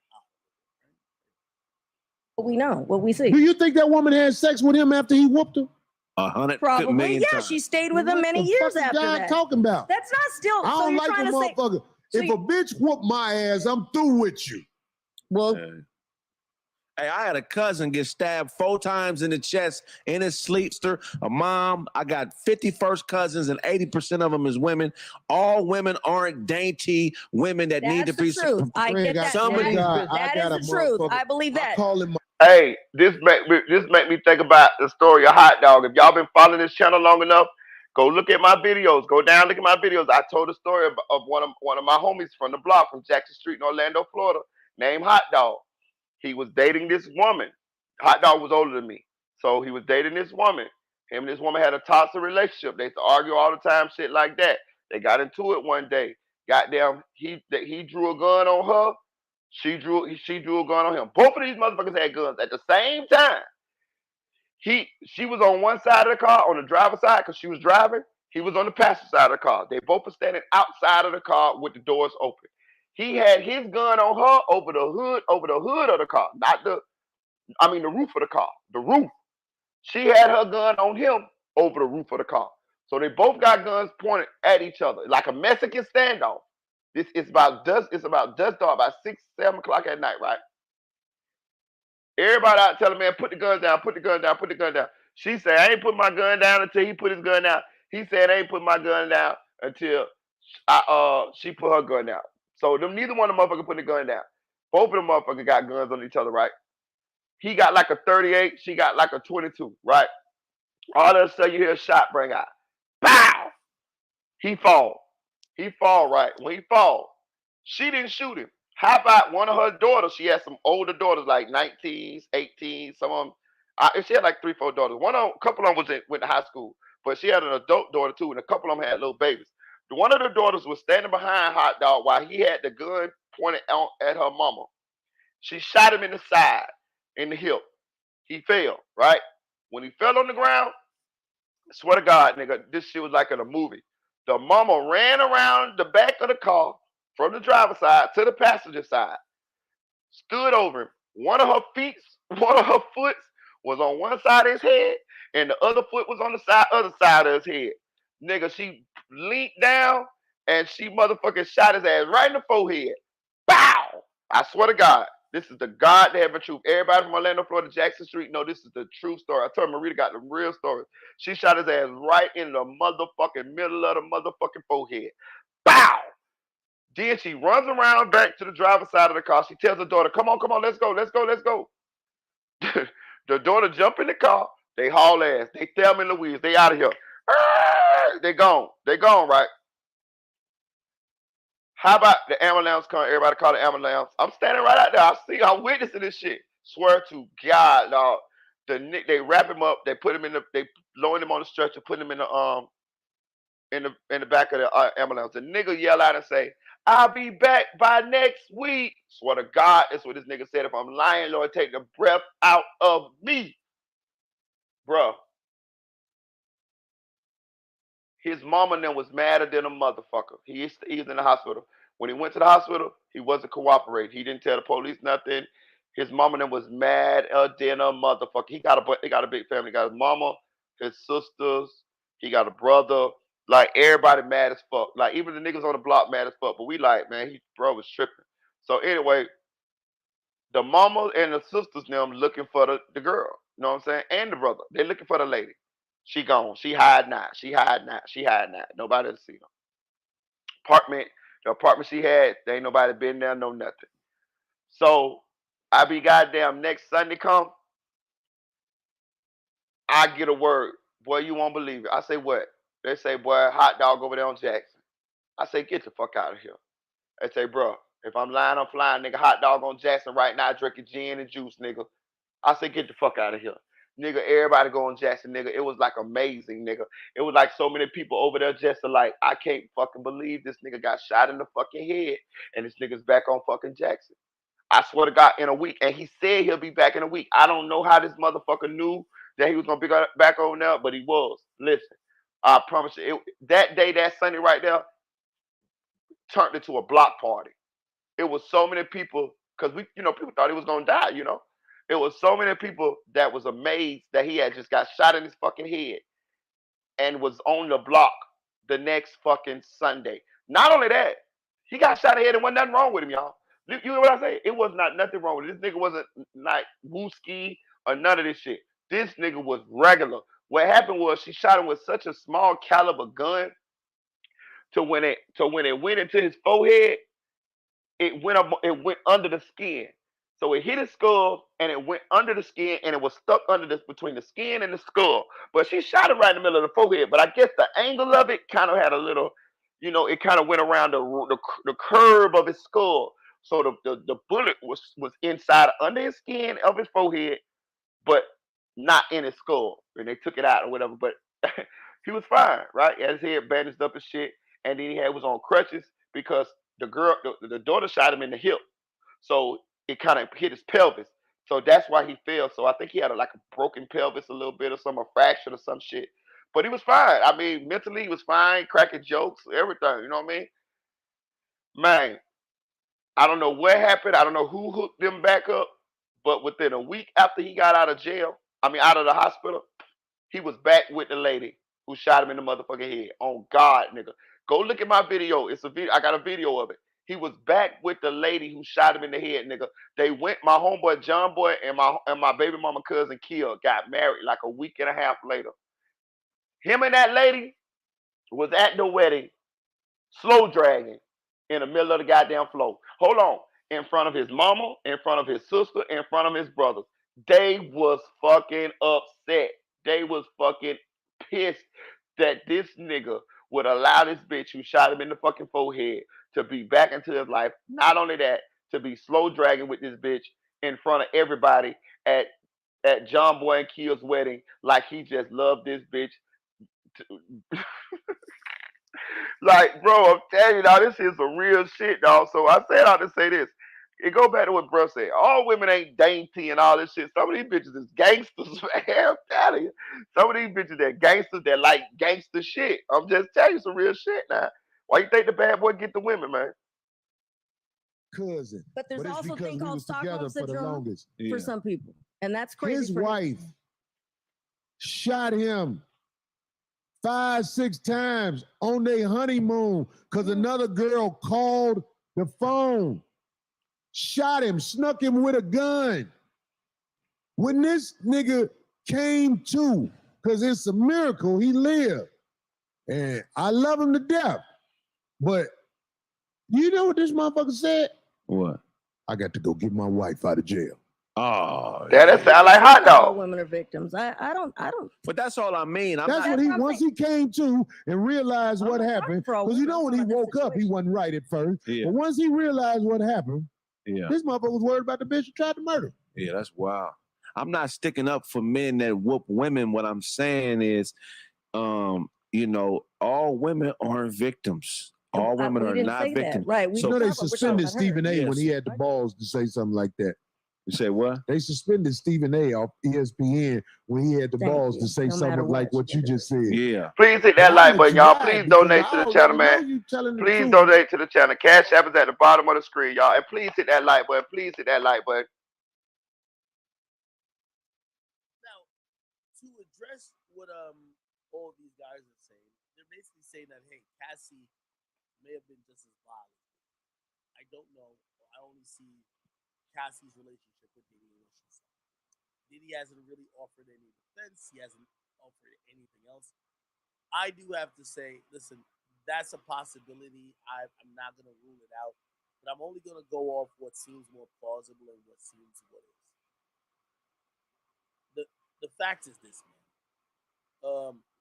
Maybe Cassie be on some shit. Maybe she, whatever.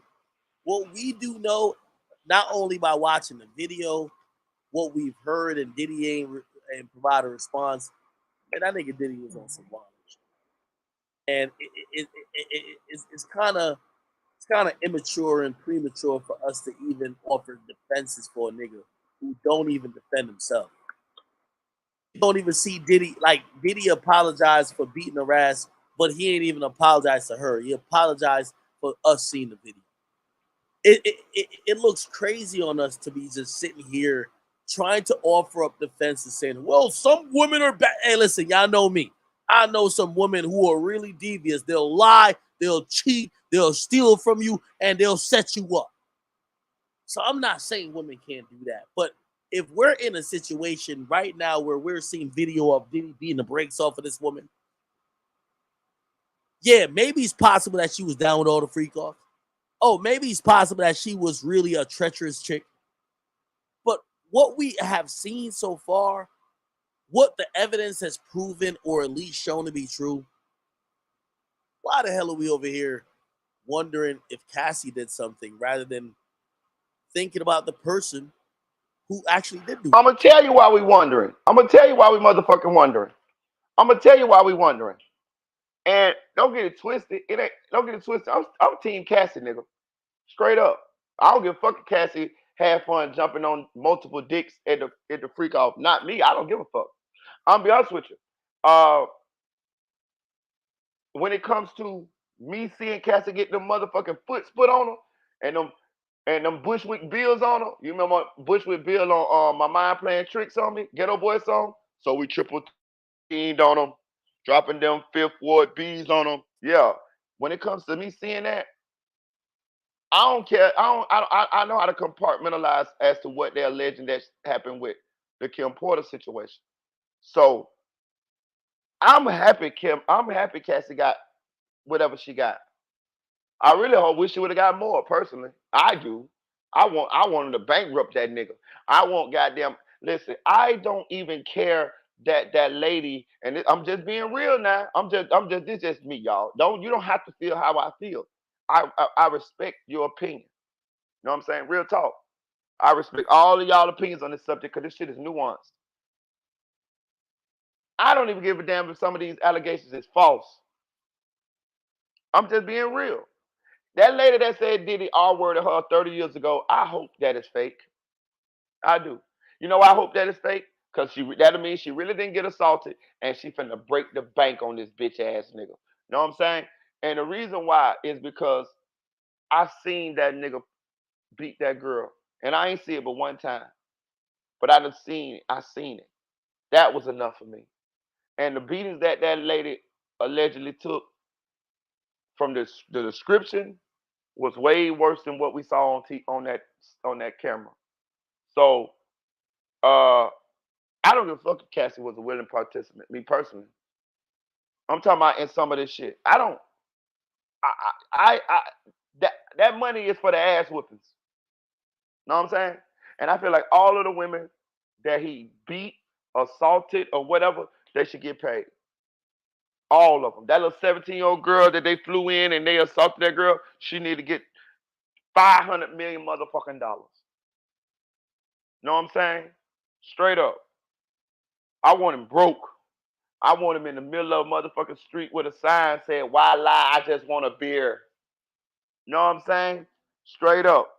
Shout out to Denise for the $10 super chat. I appreciate you. Yeah, I want the nigga broke, y'all. I want the nigga broke. I want him out of here. Know what I'm saying? What Scarface say? I want him dead. I want to sell him dead. I want to go to the middle of the night. I want to piss on his. I want to go to the house in the middle of the night. I want to piss on his head. Yeah, I want him out of here for real. I want to listen. I want Diddy to be broke, and I want to see him broke, and I want to go to my local exotic marijuana seller, and I want to buy me a nice quad or a nice ounce and get me a pack of the motherfucking woods or some motherfucking grabber leaf. You know what I'm saying? I want to roll me up a nice motherfucking wood or grabber, and I want to motherfucking go on live, and I want to motherfucking smoke me a Diddy pack. And I want to do just like King Von and Memo them 600 did. There he go, there he go, there he go. Can't get up on phone now. Yeah, I want to smoke me a Diddy pack, nigga. Straight up. I don't like this nigga. I don't like this nigga. So I just want to let that be clearly known, clearly said, right? But we having this conversation because we the truth gonna come out anyway, and we trying to get to the truth. More so than we just trying to convict Diddy. We trying to get to the truth. So that's why we having this conversation, academic, because it's likely that this is part of the truth. And what we're doing is we doing our due diligence to get the truth. Know what I'm saying? We ain't just on this path just to crucify Diddy.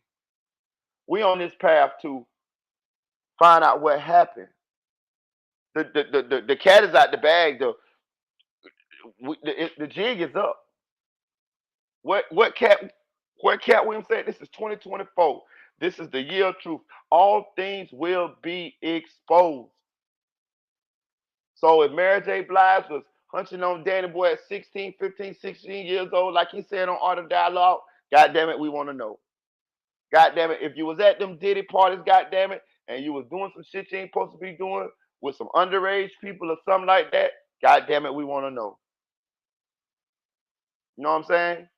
If you was a politician and you was involved in this fuck shit, you know what I'm saying, or a banker or a Fortune 500 CEO or a Wall Street motherfucker or a president or a goddamn governor or a senator, you know what I mean? We want to motherfucking know. We want to know how, who is who was involved, who did what, how far this rabbit hole goes. We want to motherfucking know. These people have lived and hid and did this shit without impunity from the shadows for too motherfucking long. We want to motherfucking know. We need to see that it's somebody up there who paying attention to this shit, who watching and showing us that these people don't get away with this shit forever. That's why the fuck we having this conversation. Know what I'm saying? Now, is that gonna change your opinion on Cassie? That's you. But I still want to know what she did. I want to know what you did last summer. Know what I'm saying? If we gonna be sitting here talking about what Diddy did, I want to know what you did. I want to know what everybody did. Hell, we might find out that Kim Porter was on some fuck shit with some other with another woman or something like that. I want Young Miami ass on that loose in that sling too. Cause to me, she was just too fucking arrogant. She was just too 990 boo boo when it came to what Diddy was going on and what Diddy was doing. It was like, the same way they say Cassie was allegedly towards Kim Porter seemed like the same way Young Miami was toward that lady, what her name, Dana, the Asian lady. And they said it's the same way Dana was towards Kim Porter too. You see how Diddy uh have these women uh that he can use, and they and the women be kind of against the other women, and y'all know women how some women do. They be real catty. Oh, he my man. I take your man. That type of shit. Know what I'm saying? So hey, man. Yeah, we want to know. Goddamn it, ain't nobody. Hey, look. Hey, Cassie, you got 30 million. You do your thing. But we still want to know what you did last motherfucking summer. Your ass ain't out here. You ain't exempt neither. I ain't mad at you. Not really. You know what I'm saying? But I want to know. I'm nosy, motherfucker. I'm that nosy old lady that's on the end, sitting on the porch in a rocket chair with a motherfucking glass at the end of a motherfucking nose, watching everybody in the neighborhood do shit, and I know who do what, who fucking who went in who house. Yeah, I want to know every motherfucking thing. Look here, say April Lampros said that Kim told her boss that April tried to poison her and threatened to her boss that Diddy would have his business shut down and she was fired. See what I'm saying? You see what I'm saying? See how this shit go? Yeah. See what I'm saying? Yeah, I want to know what all of them did. I want to know. Shout, look here, Truth Movement. Please hit that like button, y'all. Please hit that like button. I would appreciate it. Y'all know I love y'all, right? Co-conspirator or someone else that could be close to being of your ilk and being of your mentality, we would have seen it, or you would have leaked it. You're the person who literally came out and said this was all a lie until CNN leaked a video. So you want me to believe that if you had video of Cassie doing some dumb shit, you would already put it out. Appreciate you. Appreciate Shauna Prince for the $3 cash app, and I appreciate you. Nate said it for the $10 cash app. We got $7 more to go, y'all. $7 more, and we reach our goal, man. I appreciate you guys. $7 more. Or alleged victim. But it's very important to kind of see what's being alleged and take it in a very methodical manner. Yo, Diddy, you said you ain't do the shit. We got you on video beating the chick's ass. You're claiming that she's shaking you down. We ain't seen no evidence of the sort. Her lawsuit seems pretty legit. Fuck are we talking about? Why are we over here trying to sympathize? And again, what's very important is this. And I think this is what people got to tell Diddy or his lawyers or whoever else who might have this opinion. I don't think they do in terms of Diddy and his lawyers, because there's no way. We're only moving off the information available at the moment. The information is that Diddy's an abuser. We've seen it. The information is that Diddy's a liar. We've seen it. The information is that whatever you might feel sympathy for Diddy because maybe Cassie is just the worst of a monster, if you want to throw it all on Cassie, we have never seen nothing of the sort. The narrative never been like, let's not just try to throw this nigga a lifeline. When number one, it don't look like he asking for one, and also it don't look like he deserves one. So creating these stories that Cassie was hustling her pussy, I'm not saying this ain't possible. I ain't saying Cassie wasn't with the same bullshit. But where are the allegations that say that? We're just going to come up with that because we want to defend Diddy?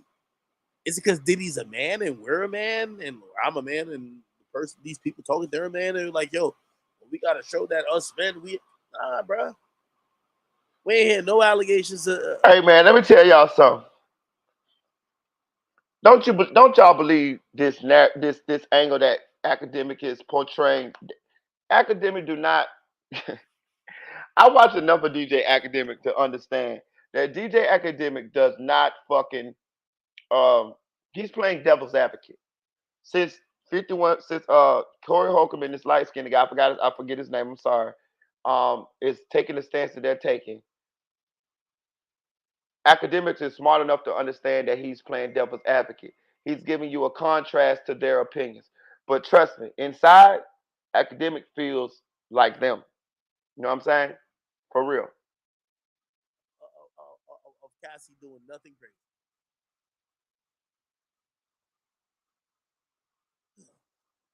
Anyway, let me see. Is there any? Is there something else I should be pulling up?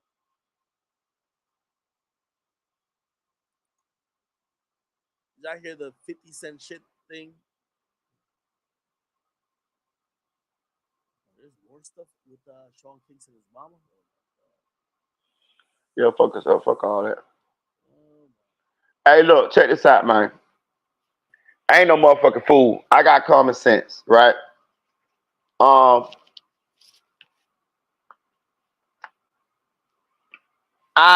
If you want to know my opinion, I believe that when these women get into a situation,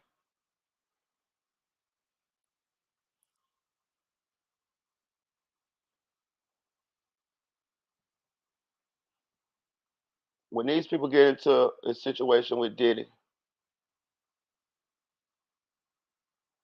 I think they be so jockeying for his attention, his favor, right? Bruh, listen, let me tell you some shit, dog. Diddy ain't fucking, these women Diddy fucking with, these ain't the most morally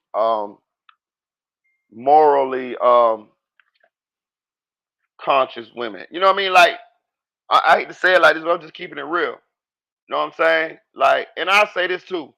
That type of money, that type of clout, notoriety, you know, it'll make a lot of women fold.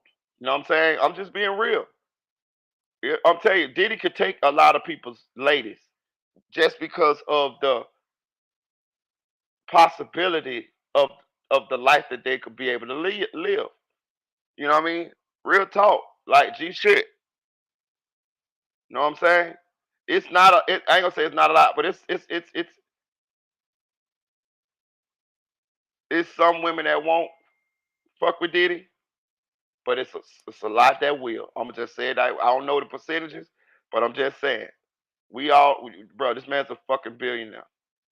This man roll up on your lady working at fucking Walmart or fuck wherever she working. She could be working at a fucking uh a law firm, nigga. The amount of money that Diddy got and the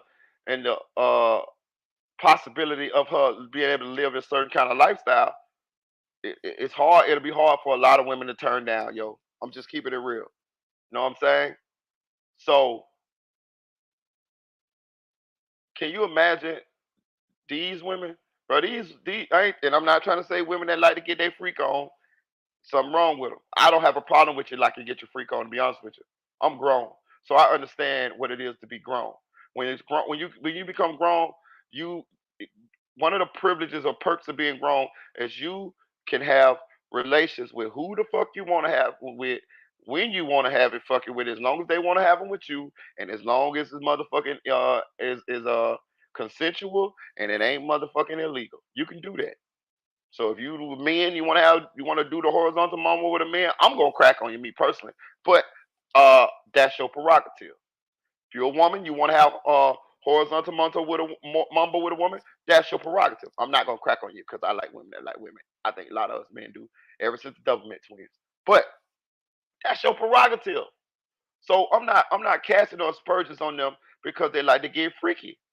Everybody freaky. Y'all know this shit. You just freaky with who you're freaky with. You might be freaky with your wife.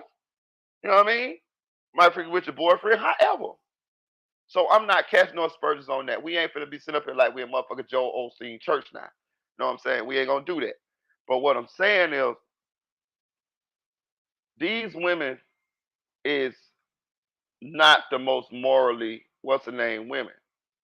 So uh it's not far fetched for me to believe that they wasn't involved in some type of catty back and forth and messing with this man over top of knowing he messing with other people. Like this is what's going on here. Like peep gang, it's not none of these women in Diddy's life that did not know that Diddy was messing with these other women simultaneously as he was messing with them. Young Miami knew Diddy was messing with this girl, what her name, Dana, his baby mama. They was messing around at the same time. Kim Porter knew that Diddy was messing with Cassie and a host of other women. Now, Gene Deal say that uh, Diddy was even sleeping with Kim Porter's babysitter, and the babysitter was going back, keeping tabs on Kim Porter, telling Diddy um, what Kim Porter was doing. Like, can y'all imagine that? Can y'all imagine? That's crazy. Like, that's crazy for him. So you sleeping with Diddy, right? But you also is the babysitter and you the nanny or whatever, and you working at his wife's house or his lady's house, Kim Porter's house. So you're working at Kim Porter's house. You having sex with him, and you running back and you telling him what she's doing. That's crazy. Like I don't understand that. Like I don't get that part. Like so, you gonna you gonna you gonna snitch out her. You know he asking you so that he can keep her in check. So you gonna police her so you can sleep with Diddy too. That's fucking crazy. That's fucking crazy. You know what I'm saying? But that's what was going on here. That's what was going on here. So I want Young Miami ass in handcuffs. I want her in I want her in a black and white striped motherfucking suit. Know what I'm saying? And I want all of the people that was indulging in this activity to be exposed. I do. And I'm be honest with you. Because I want to know. That's why I want to motherfucking know. I want to know because I want to know. I want to know because I'm nosy and y'all nosy and y'all can't sit here and tell me that y'all don't want to motherfucking know. I got to know. I got to know. I want to know who's doing what. I want to know which celebrity's doing what. I want to know it all. And I'm going to tell you this shit too. I keep telling you this. I keep saying this. I'm telling you. They saying Jamie Foxx at no. Well, I'm saying it. And I'm just telling you. I'm pointing the finger. Y'all nobody want to motherfucking listen to me. Jamie Foxx ass is tied up in this. I'm telling you now.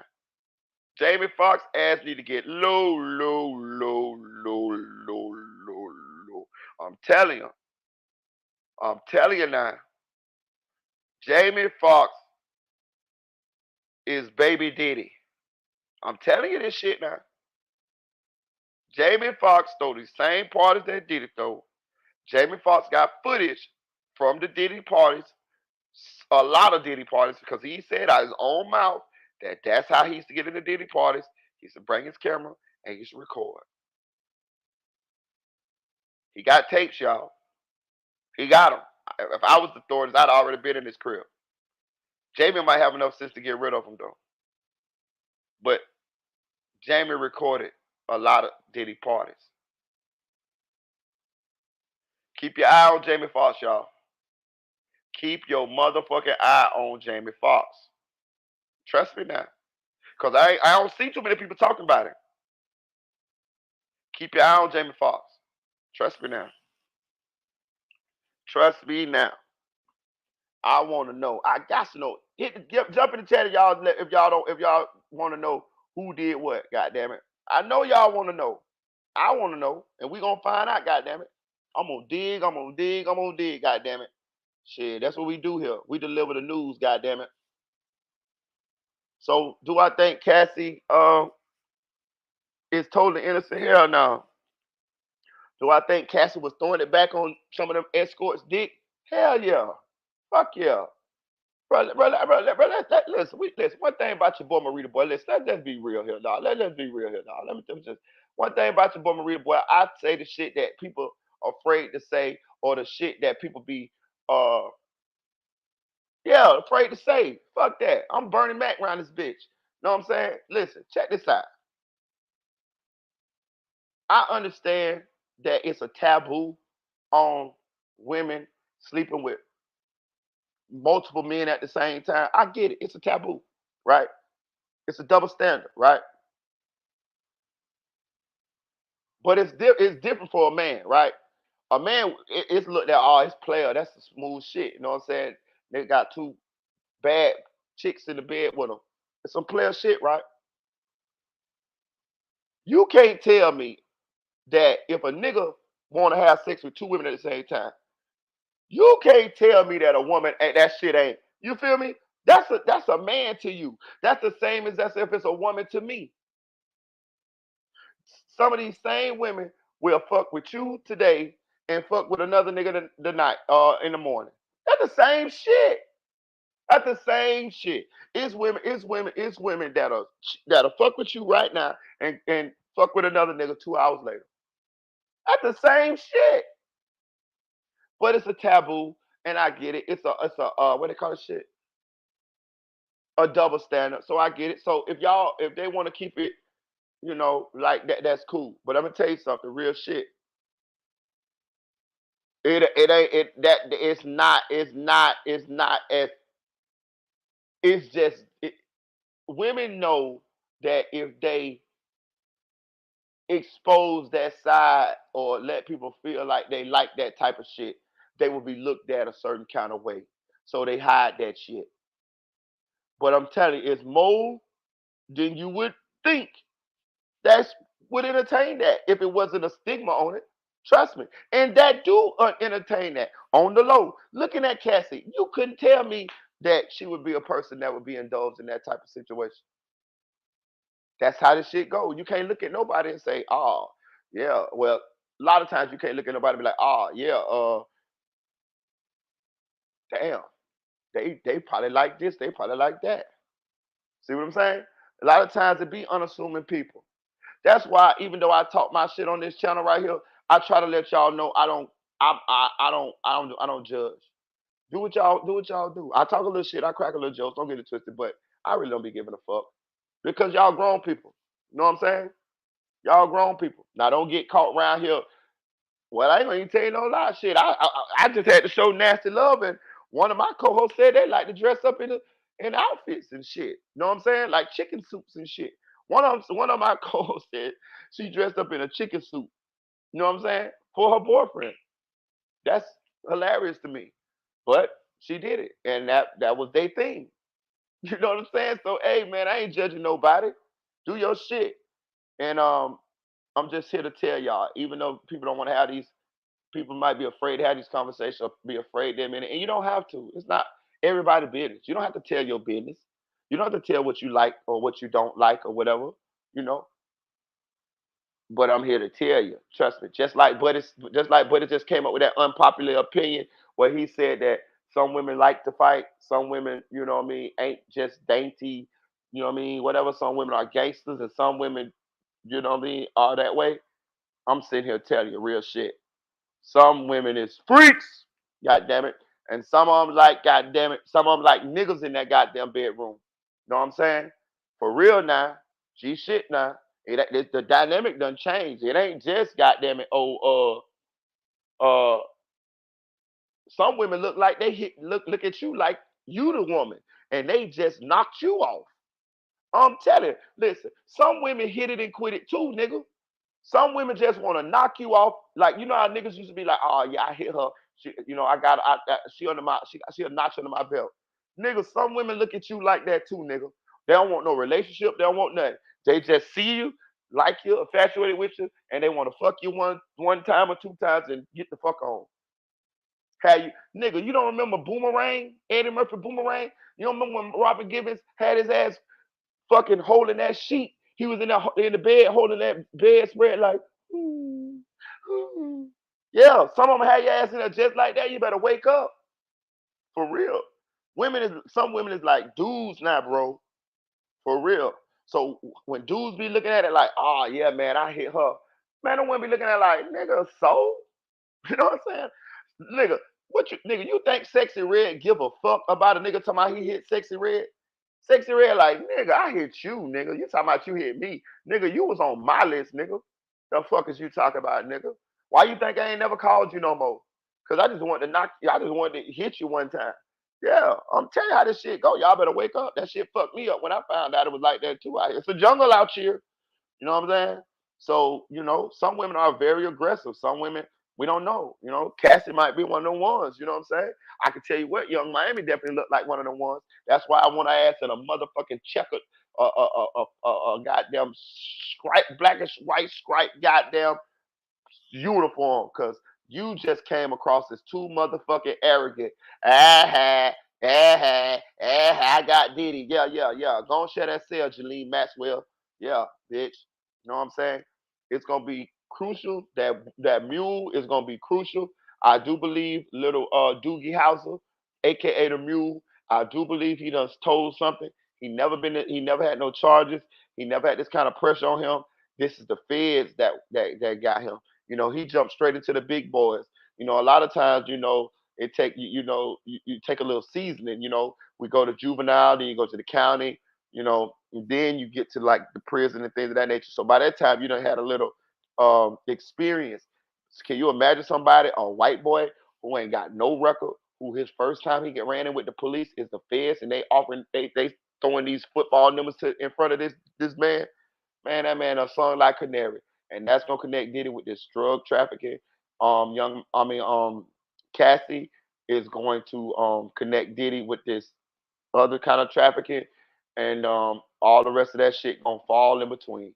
Um, this is Diddy's karma for him abusing so many people and causing so much havoc and shit all over, all through his years. You know what I'm saying? Of success. He had an opportunity to do some good things, and he did some good things. But he had an opportunity to do some good things, and he went down the path of the dark side. And I don't have not now bit of sympathy for him, not one. I promise you, not one. If he dropped dead tomorrow, I wouldn't give a fuck. I'm just being real, and I'm somebody that can feel for somebody else. But I just see when I see him kick that girl on that fucking camera, that was it for me. That was it for me. Like, you know what I'm saying? That was it. You ran that girl down. You grabbed that fucking girl. You threw that girl down, and then you kicked that girl. Do y'all realize he had no shoes on? You got to be an angry motherfucker to kick a motherfucker with your feet with no shoes on. You know what I'm saying?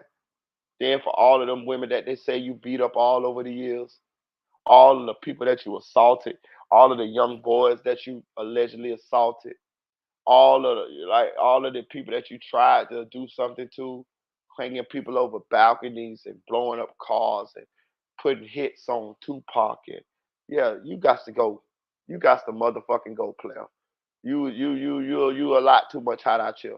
On folding them. There he go. There he go. Can't get up on folding them. Yeah, somebody need to smell. I need to smoke a Diddy pack. Straight up. I'm out of here though, y'all. I might go live again later on. Appreciate you, man. Shout out to Nate Said It. Shout out to Lil Kel Truth Movement. Shout out to Denise for the $10 super chat. Shout out to It's Aaron's Way. Shout out Unspoken Crime Murders. Shout out to John Mack. Shout out to Kel1K. Shout out to Fly Guy. Shout out to my girl TN Bowen. Shout out to Eddie. Shout out to who else? Anonymous One. Shout out to Audio Crack 22. Who else? Who else? Who else? Did I get my dog Lakel in there? Shout out to Lakel Troop Movement. Go subscribe to the channel. Shout out to Luma Negro. That means enlightened negro. You know what I'm saying? Shout out to Deputy Eula. Shout out to Nephew for real. Shout out to Trigger Man. Tell him goddamn me it's gonna be all right. Ho, go subscribe to this channel. Trigger Man. Tell him TV on YouTube. Shout out to Silk Foster Jr. Shout out to Dre 6100. Shout out to Kenny. Shout out to Haley. Shout out to Invisible Woman, Adrian. Adrian, where you at? Adrian. I'm sorry, calling you like Sylvester Stallone on the end of Rocky. Adrian, where you at, Adrian? Listen, I'm about to jump in your DMs now, goddamn. If I got to come get you, like my mama used to say, if I got to come get you when the street lights come on, goddamn it, it ain't gonna be pretty. Now, if I got to come get you, goddamn it, I'm showing out right in the middle of wherever we at, goddamn it. If I find you in Walmart, goddamn, I'm gonna show out in the middle of Walmart. I'm gonna show out right in front of all them white folks now. So your best bet, Adrian, is to come on, and jump in these goddamn DMs or jump on this channel and show your face, goddamn it. Hit that like button, subscribe to the channel, follow me on Instagram, drop a donation. I'll probably go live again later on the night. Y'all know me, man. I've been dropping at least like 2 lives a day. I've been dropping one like in the middle of the night. Middle of the night, a lot of times be open discussions. You know what I'm saying? It be the things that I don't in the daytime. I think a lot of people be kind of wanting to hear the hot topics, and so in the nighttime, I just kind of have open discussion. You know, some of you guys can jump on the panel, share some things. We can talk about some cases that may not be as hot topic as others. You know, but we still want to talk about them, and that's what I've been doing at the nighttime.